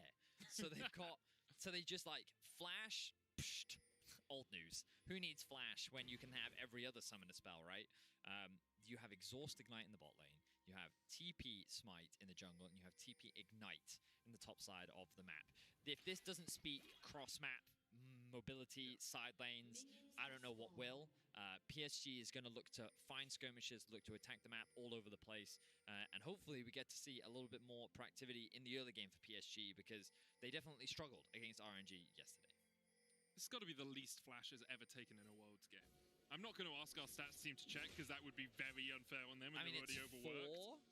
4? Yeah, I think that's a fair statement. It's 6 flashes out of 10 players. Yeah, you're right. I mean, honestly, I feel like that my solo queue teammates just never have their flash up, so I definitely know what it feels like. I will say also there's a very clear reason that I don't play solo queue during Worlds, and it's stuff like this. Stuff like this. Yeah, just your friendly medic warning there. Remember to take solo queue in a moderate amount during the World Championship. Very easy to overdose on it. And now, we see how my life going for an early invade. They were able to push PSG out of their jungle. Willow will take away this red buff after having so many camps stolen from him yesterday against Fnatic. He is the one here doing the stealing. Spotted on a ward though in Unified, and Kaiwing will back away. One thing for Hanwha is they'll actually be pretty happy with the way this map has been split. If they can play with their jungler on the bottom side of the map and force River to be on the top side, they can look for plays like this. The level 2 dive TP coming in. Unify's going to flash away. Vista looking for the damage, but he missed the hook. Will miss the stun as well. River, that was not who I was expecting to TP in, as Deft uses the heal to keep himself alive. River getting chased down. Flash forward. One more auto will be enough, but River gets the heal out of Unified. Chased down. There we are. Willa in the end with the martial cadence will get the kill. What just happened? A lot of things took me by surprise right there, because first of all, junglers TPing bot was definitely not what I expected. And the fact that Willa spent so much time, we said that they were going to play towards the bot side of the map. I was not expecting a level 2 dive to happen. Still, Hanwha Life end up coming out on top. Willa gets himself first blood, and he will also get himself a blue, along with his entire bot side jungle to clear. So let's have a look back at exactly what happened. So, of course, Hanwha Life, they get themselves the early level 2, thanks to their push. Then they go and threaten a dive. River then TP's in, having a level advantage. And then with the Yuumi on top of him, he's thinking, hey, I can commit. The problem is Unified and Kaiwing can't offer anything because they're only level 1. That was a good heal coming out from Unified, but then with the W missing onto Willa, there's no real way that they can turn this around. So while River thinks that he's committing to a good fight, the reality is he's putting himself in a 1 versus 2 against a Draven and a Jarvan, with which they are very quickly able to turn around in their favor. I do like the idea, though, that River was like, okay, I'm playing top side of the map, but if they dive you, I'm just going to TP down to you guys to try and turn this fight around. And they almost did. Vista unable to hit the Qs. Unified continually dodged them, but now no summoners on that PSG bottom lane. And importantly, Vista still has his flash. So it's very easy to land an E-flash, get the stun, get the hooks on towards that AD carry. You know, it's funny because I was just thinking about it. You know, often in casts we'll talk about like, oh, this person lost their flash and this person lost their flash. Now we're going to be like, yeah, Gwen no flash, Talon no flash, Yuumi also has no flash. So a lot of possibilities available all across the map. On the top side of the map, we haven't really had too much focus on it, but Hanabi has built himself up about a 10 CS lead, forcing Morgan away once again. Morgan does have the teleport, so we'll be able to get back on into that lane with the Sheen that he has just purchased. However, Unified and Kaiwing, definitely going to be a key focus here for Hanwha as they continually push them in. It's a double CS lead for Deft right now, but there is a wave of about, let's say, 9-10 minions. Chovy's basing, has the teleport. River's here as well, though. I think he has to be. Respect it. Well, of course, Hanwha Life are going to threaten the dive. Oh, Chovy's actually choosing to TP into mid lane. Yeah, Maple has a counter TP here. You have to feel as soon as that TP goes to mid lane that you back away. Yeah, right, yeah, as Hanwha. exactly. Yep. Well, you say that. Willa, he's still hovering around.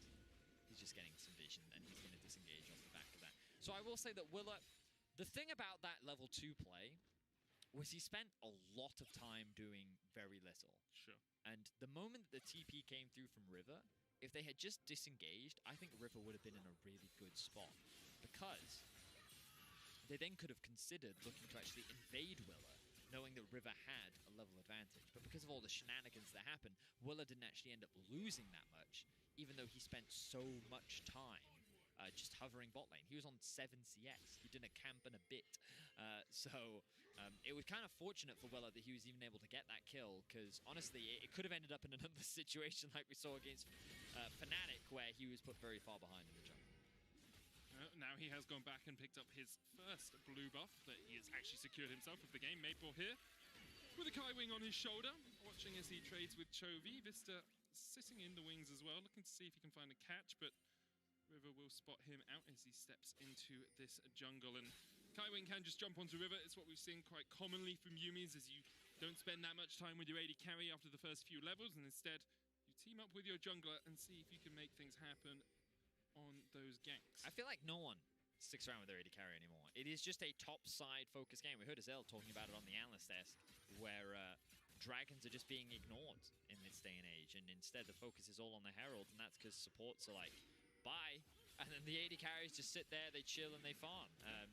The bot dives you just don't see as much these days, just because of how much value the Herald is considered to be. I think it's kind of to do with the AD carry meta as well, right? Varus, Ezreal, if you can just farm, and Ziggs as well, you just farm from long range. It's like, well, I don't need to be here to protect you, so you can farm and I'll go do other things on the rest of the map. Well, that's the thing that surprises me, because like, as you see in this game, it's a Draven game, so you want to play around bot, so I'm not surprised that we're seeing a 7-minute Drake, because they basically have permanent priority in this 2 versus 2. But also with things like MF Lucian, people are still roaming around the map, and they're not really looking to set up dives towards the bot side of the map. So yeah, it's a little bit surprising, but we'll see how things evolve as the tournament good hook. on. Good hook. Unified, stunned up, trying to get away with the heal, does still have the flash as well. The summoner's back off cooldown, exhaust and ignite burnt from Kai wing. But here is Willa, and he has level 6. Unified does still have flash. Let's see if they can escape. Death pushing in the wave of the whirling. Death comes back. Willa takes the kill. No adoration stacks for you today, Death. Very cleanly done. Willa still looking for more. Kai wing's dead.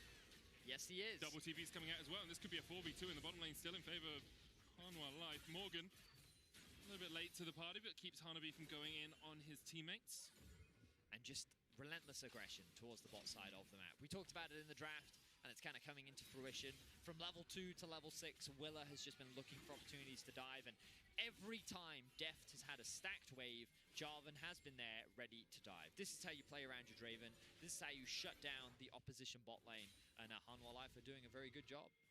I will say his 186 adoration stacks could use some cashing in pretty soon. Every time it's happened, Willa's been able to pick up the kill in the end.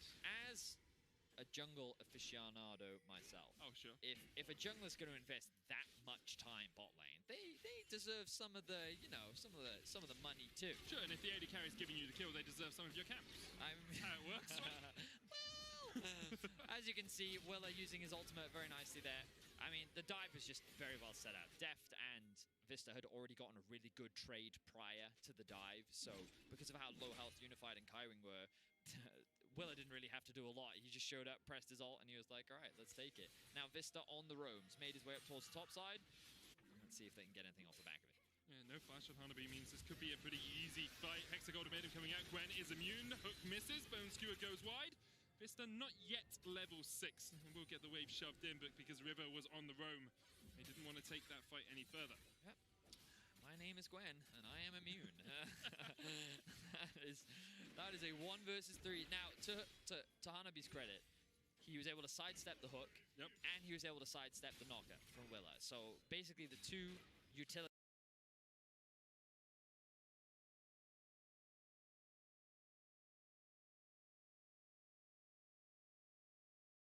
They were in range to hit him. So, fair play to him. Good.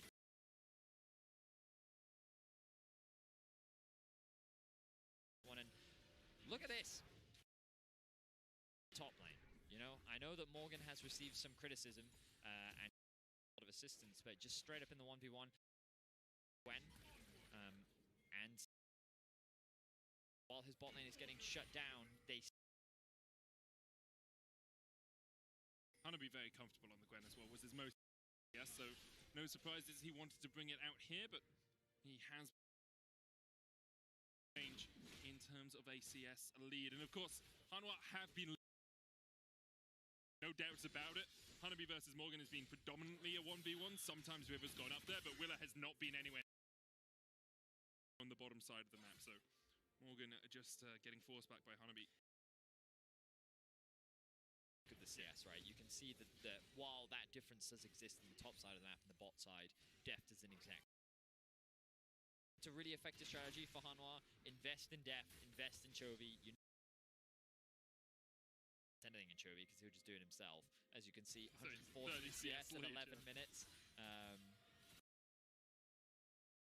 Did one of the best laners for a reason, and you're getting a first glance look at. They have the right set on putting more money into Hanabi. Morgan takes a gold minimum about gold injection for the PSG top laner, but River decides against 2,000 gold the lead for Hanwha Life as they look to make it 2-0 so far in this group. Thank you, MasterCard. A gold ring. I wanted to make a fun Medi-Vedi jingle for that, you know, like a doo-doo-doo-doo-doo. But I couldn't think of like a good rhyme. You know, like, I mean, the thing. Yeah. And I am pretty sure in 99% of games it's the gold drinker alarm. I dream. Oh, enemy jungler's got gold drinker. Think of a. Wouldn't it be?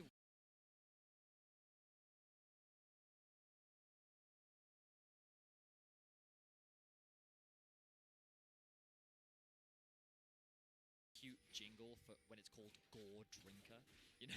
Your blood, yeah, you know. Like, just, wait, but now we're just saying Greece, aren't we? Greece. All right, now Deft did just take away the red buff, and therefore Willow took it. There's some weight to what you were saying. They're not really giving much to Deft, are they? Willow's getting it all. Yes, today he takes both, and he takes. And he's like, I'll take this. Yeah, you can have the next one. Which one of us is the jungler? Yeah. This is the jungle. Meanwhile, the Drake will drop. And that. So Hanwha Life, they've extended the gold lead to solid control over this early game. They invested a lot towards the bot side of the map, built a massive CS advantage and gold advantage. His eyes on the top side of the map. They know that the player. They know the Rift Tower is going to get put down as well. There's a very small window here that River actually put it down. Morgan will farm underneath the tower. The Rift Tower will not kill off over to Hanabi and to River, but in the end, Morgan Willow. Recognizing that this dive was likely to come through, that River needed to use this Herald. But better than nothing. They still stay within 2 condition in the form of Hanabi. And the Squen is definitely someone you have to keep your eye on. Chovy will. It's Riftmaker and Needlework. A Camille though, unless she can have that hook shot, immediately can dive away to safety. I mean, Gwen. Very easy for Morgan to escape even without the flash, and Hanabi just trying to CS. Morgan going for the Triforce Camille here. A bit more damage out of that, but it's going to be a diff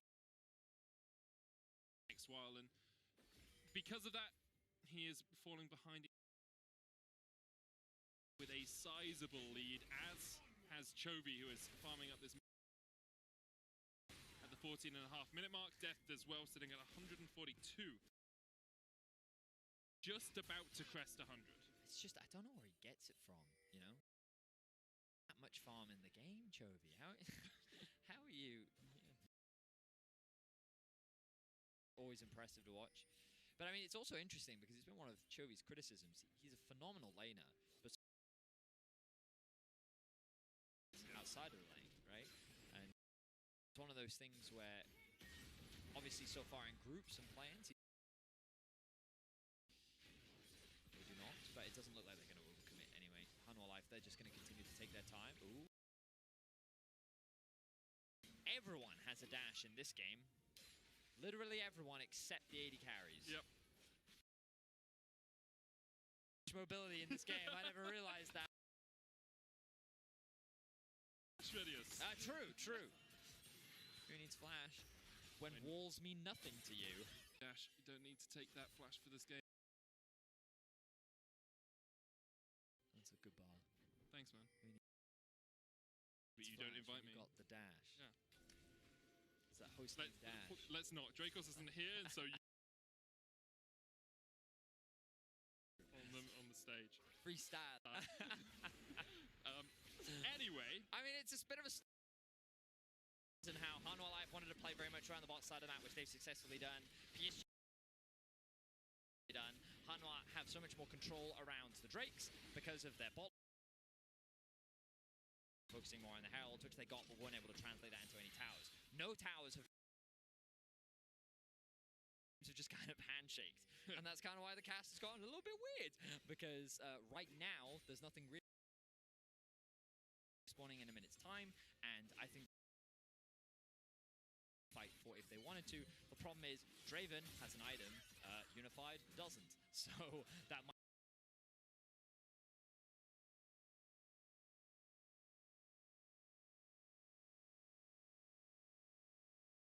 to cross map somewhere else in the map. But you get the Drakes, we get the Heralds. Let's see if they look to fight for this. At the moment they are not going. Unified catching the wave in the middle lane. Maple does have TP, tower for PSG. Rifthold was stopped there. PSG can just work their way down towards the... It's a pretty big soul, actually, for both these teams. Having a mountain soul, having that shield. Either of these teams can be pretty effective at stopping their initial trades in fights. Chovy here could get flank TP'd, and that's... River and Hanabi on their way. Chovy's going to try and get away, does still have the flash. Down by Maple, who takes his first kill of the game in PSG's first. This was perfect for PSG because the dragon is just about to spawn, which means that they don't need a massive team fight. Draven with his completed item, instead they can just leverage the numbers advantage of the game. So great stuff coming out from PSG, and in particular very valuable considering the 200 CS that is coming out from Chovy will mean that he's still probably ahead in gold. Dead. It does almost come back to that thing you were saying, is like Chovy in lane is great, but if you can't actually take that laning lead that you then it can cost you. And here, Chovy just a little bit overextended, didn't respect the double TP from the jungle and got caught out. He does still have a lead, 600 gold over Maple, but it is a small mercy there for PSG, and they keep that gold within about 1,000 now, Vedis. Yes, they've reduced it from the 2k to 1k in this game, and for sure they are. And that's one of the things. I would say that this has been one of the slower games, because even in the kills, the fact that there was a solo kill in mid and the fact that BDD had so much control, it felt in favor from start to finish, whereas this game, it actually feels dead even. You can see that both teams have very clear win conditions, and while there are CS discrepancies, the towers are in favor of PSG, the Drakes are slightly in favor of Hanwha. Quite content to sit back, scale, not try and overforce anything, and I think I would have said until that Chovy kill that I was still very much on the side of Hanwha, because I thought, you know, they'll set up for this third dragon, Chovy's in. As much as Hanabi was fed, he wasn't really impacting that much as of that point. But now,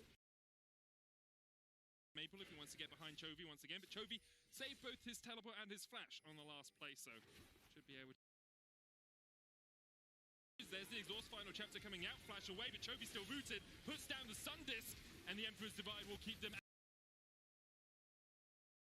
with the TP behind, secures this one tower, two shots, doesn't quite take the third, is able to survive. Cataclysm coming out, Maple dodges it straight back. So far in this fight, Morgan eats a couple of the curtain calls, Willa forced down towards the bottom side, Morgan low, Willa them all, the shutdown from Unified, the long-range snipe is enough, and PSG win the fight in the bottom lane. And I love what we're seeing from PSG, because one of the things that we talked about right at the and we needed to see PSG use them. They used them first to attack Chovy, they used them again to attack Chovy. They have such great successful flanks, and they're finding them. They're finding these picks, and this time around it turned into a fight, which PSG means less and less. So you can see PSG, yes, they had a bit of a slow early game, but their momentum is built. and they're saying, hey, Hanwha, you may have been considered favorites coming into this matchup, but we can still go toe-to-toe, and we're still someone worth fearing in this group. And continue to look to do it here. Chovy, you think he can get away at this point, but flashing under the tower, putting isn't enough. And you have to keep track of Maple. He invested everything. Flash into W, and then he has the W come back off cooldown here. Willa then tries to ult him, and then he goes back to his W. No one realizes that of getting the kill. But now at this point, Hanwha Life have overcommitted. They've spent everything trying to get that kill onto Maple. Hanabi, he's like, I am immune, I don't care. You cannot do damage to me, but I can do damage to you. Therefore, PSG end up coming out on top, and you can see the successful team fight for PSG. Great fight for them, and obviously bad for pick up that kill on Maple, because if he had, that's 500 stacks that he is getting gold for. That's a huge... That Draven as the Riftard goes down in the mid lane. Are pulled down here, but Willa able just to stand behind the rest of Hanwha, and 2 turrets over to Hanwha Life, as PSG perhaps caught napping a little bit there on the reset. Did have the Herald, and PSG, they tried to match it. They ended up losing the tower. They saw an opportunity to maybe get a pick. While Morgan, because Hanabi had just reset, had a window where he could then... G is 2 items now finished for Hanabi, means that he's still a very big threat. The Void Staff looks like it is being worked on. Completed for Chovy, means that ooh. Chovy completing that Banshees means that kill threat is much lower, and now Hanwha want to go on the attack. Hanabi is very strong. The needle work, take your vaccinations! Hanabi still falls as River looks to dive in onto 1, gets 2 as Willa falls, 2 for 2 so far in this trade. Vista coming in from the side as well. Will connect, and there's the kill. Chovy takes it.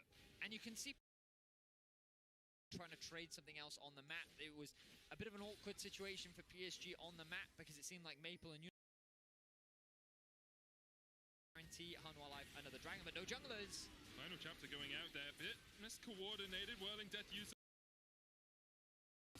Maple goes back in, that's the clone. Oh, I got baited. It's all good. I really looked at that and I'm like, oh, he's dead. Oh! He is dead. He is dead. Called it.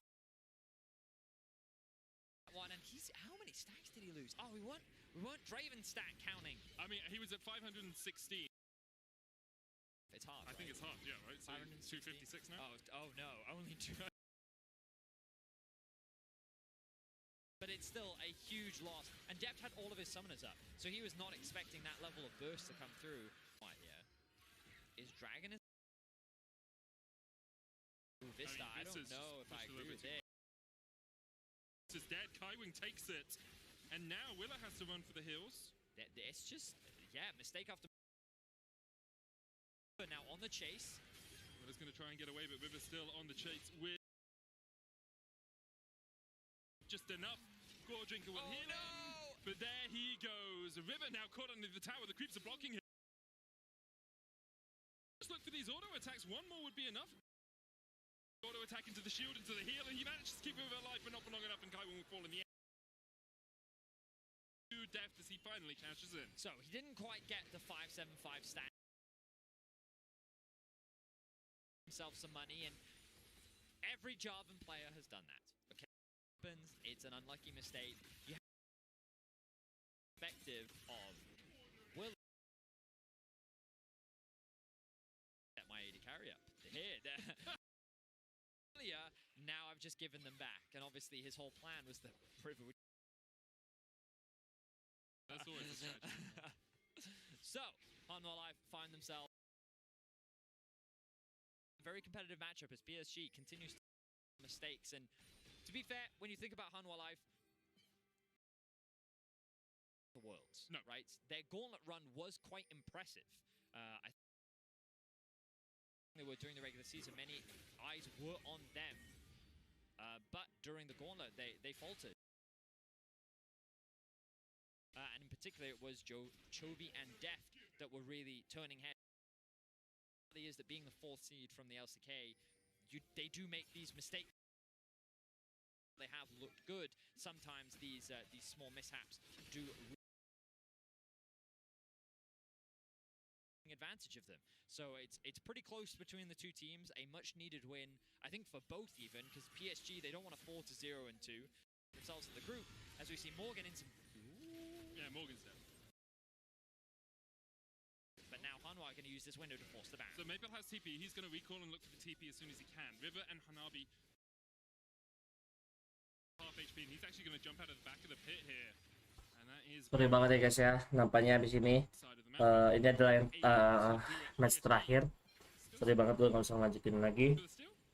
Soalnya tadi ada yang bermasalah di bagian kabel listrik gua, jadi gua harus ngecek, dan tadi ada tamu ya. Sorry banget, sorry banget.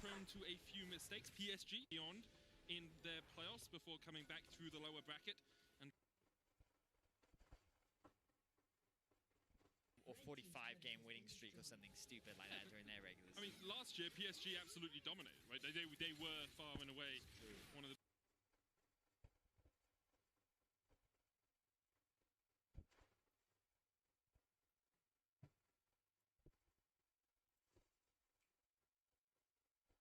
Here in spring. But doggo. Woof, woof. But yeah, PSG is really a big question mark for many watchers because they're a difficult team to predict. They're a team that you have to respect because they do make these mistakes. But right, this game they've looked solid. I like they used to come off cooldown, and that side lane becomes... Ini bakal gua refresh dulu coba ya. Senang banget guys.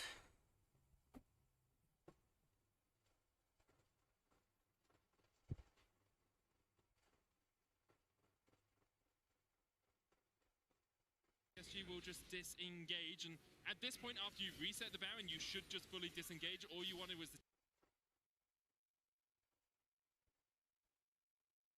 Morgan, you get that, do not go back for the fight. That's a good point, well played there by PSG. They got what they wanted, and if they didn't have a TP advantage before, they've definitely got it now. Ooh, but look at the pings here from River. He's saying, hey, we can go back to the Baron, they should have a ward, and they can TP back in. The problem is this control ward at the back. Like this. Okay, so now Chovy can just solo this, and yeah, okay. So I think what PSG wanted to do here, they're still... No, they're not. Okay, so the idea from PSG was they want Drake. Oh, that's good damage. Morgan's dead. Holy! I don't think any of us expected that amount of damage from Morgan. Very squishy with the Ravenous Hydra, and the Triforce doesn't really have much tankiness at all. TP coming in from Chovy, the shortest TP you'll see today, but he's going to join this fight. Hanabi jumps off towards the back of the wall, and here's the final chapter. And there's nice. Willa locked up, and Willa tries to flash away Starrick's shield, saving him for the moment, but Hanabi is still on the chase. Off towards the top side, Chovy dodging away from the curtain call. Vista low, he's down. Maple takes him once again, another route connects, and Hanabi's diving under the towers. The shutdown will come down. Death falls, Willa's going to follow shortly after. Chovy chased, raked up, River jumps across the wall, he will survive. And now PSG, 5 members alive to 1, can turn to the Baron. Beautifully played team fight from PSG. The way in which they utilized that pick onto Morgan to turn it into a team fight. Hanabi going over the wall with the Yuumi to then lock down Will.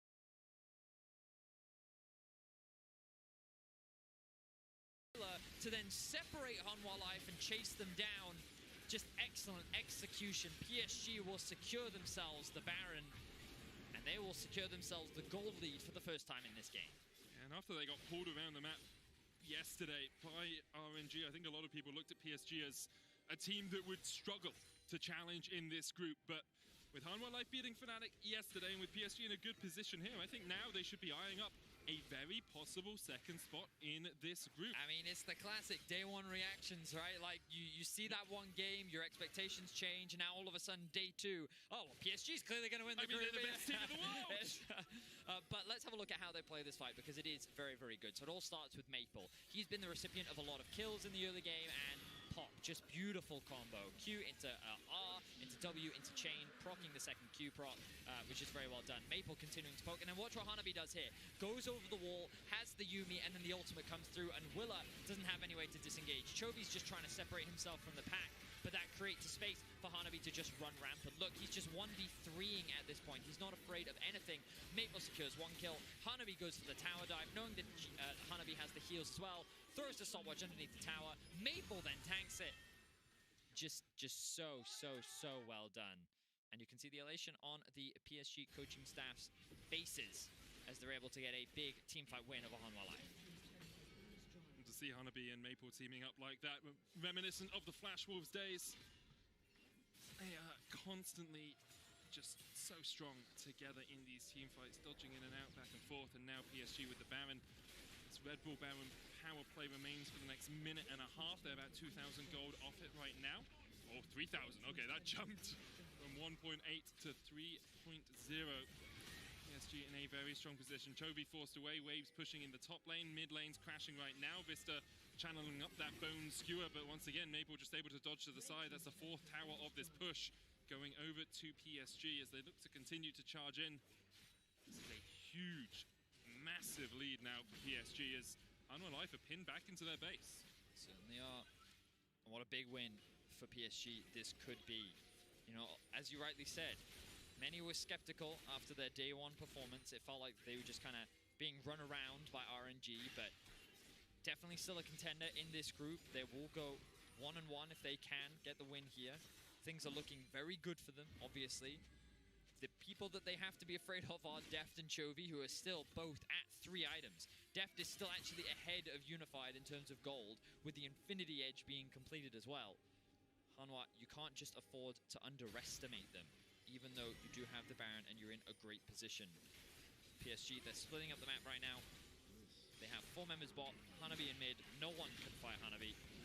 Willa rooted, there's the curtain call coming out. Willa's forced away, Maple dodges in. Looking for the damage, Deft eating a couple of shots, and Unified threads the needle, goes full Wanted style as he manages to curve that bullet onto Willa.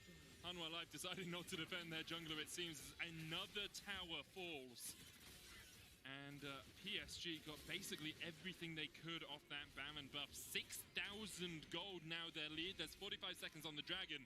I wonder if Hanwha Life will want to take this fight, because it would be Mountain Soul for them if they can somehow secure it. It's a potential win condition for them to come back into the game. And as we mentioned, they just need one good fight. Deft and Chovy are still very strong.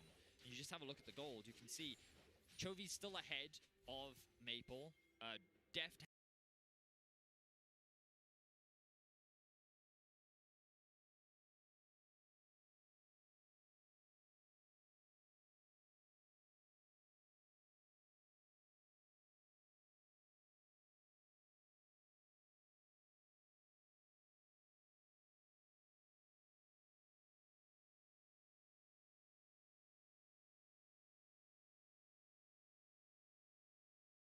has now fallen slightly behind after Unified got himself that kill.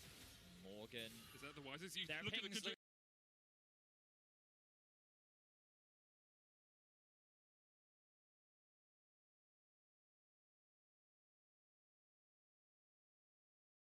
and you look for the shots. 1, 2, 3 goes wide, and a 4! Oh, you can farm all the CS you want, but if you can't dodge a single bullet from Jin's gun, you are donezo. Chovy deleted. And PSG now forcing in 2 lanes. Waves coming in the mid lane. Bot lane pushed in by Maple as well. You could very much see these inhibitors fall in soon, Vedius. a lot of the wave clear has now gone for Hanwha. PSG with 5 members strong, Unified. He was shut down in the early game, but domestically, it's the mid to late game where this guy really contributes to his team. He's one of the big damage dealers, and he is stepping up. Hanabi being attacked. PSG can just see this as an opportunity to break into the base. I mean, Willa almost dies. The chains go wide. He does die in the end as Hanabi takes him with stopwatch popped here. And Hanabi looking to dodge out of this one, healing up with the Riftmaker as much as he can. GA already popped his Hexagol Maiden, has been used by Morgan. And Morgan in the midst of 4. No escape for him. Inhibitor still alive in the bottom lane, but not for long, you have to feel. PSG now pushing in. 4 members strong. Chovy has respawned. Has the flash, has the stopwatch, has the Emperor's Divide, has a plethora of options at his beck and call. The question is, can he catch out PSG? Because right now, they have 2 waves of minions to push in here. It looks like they will just back away.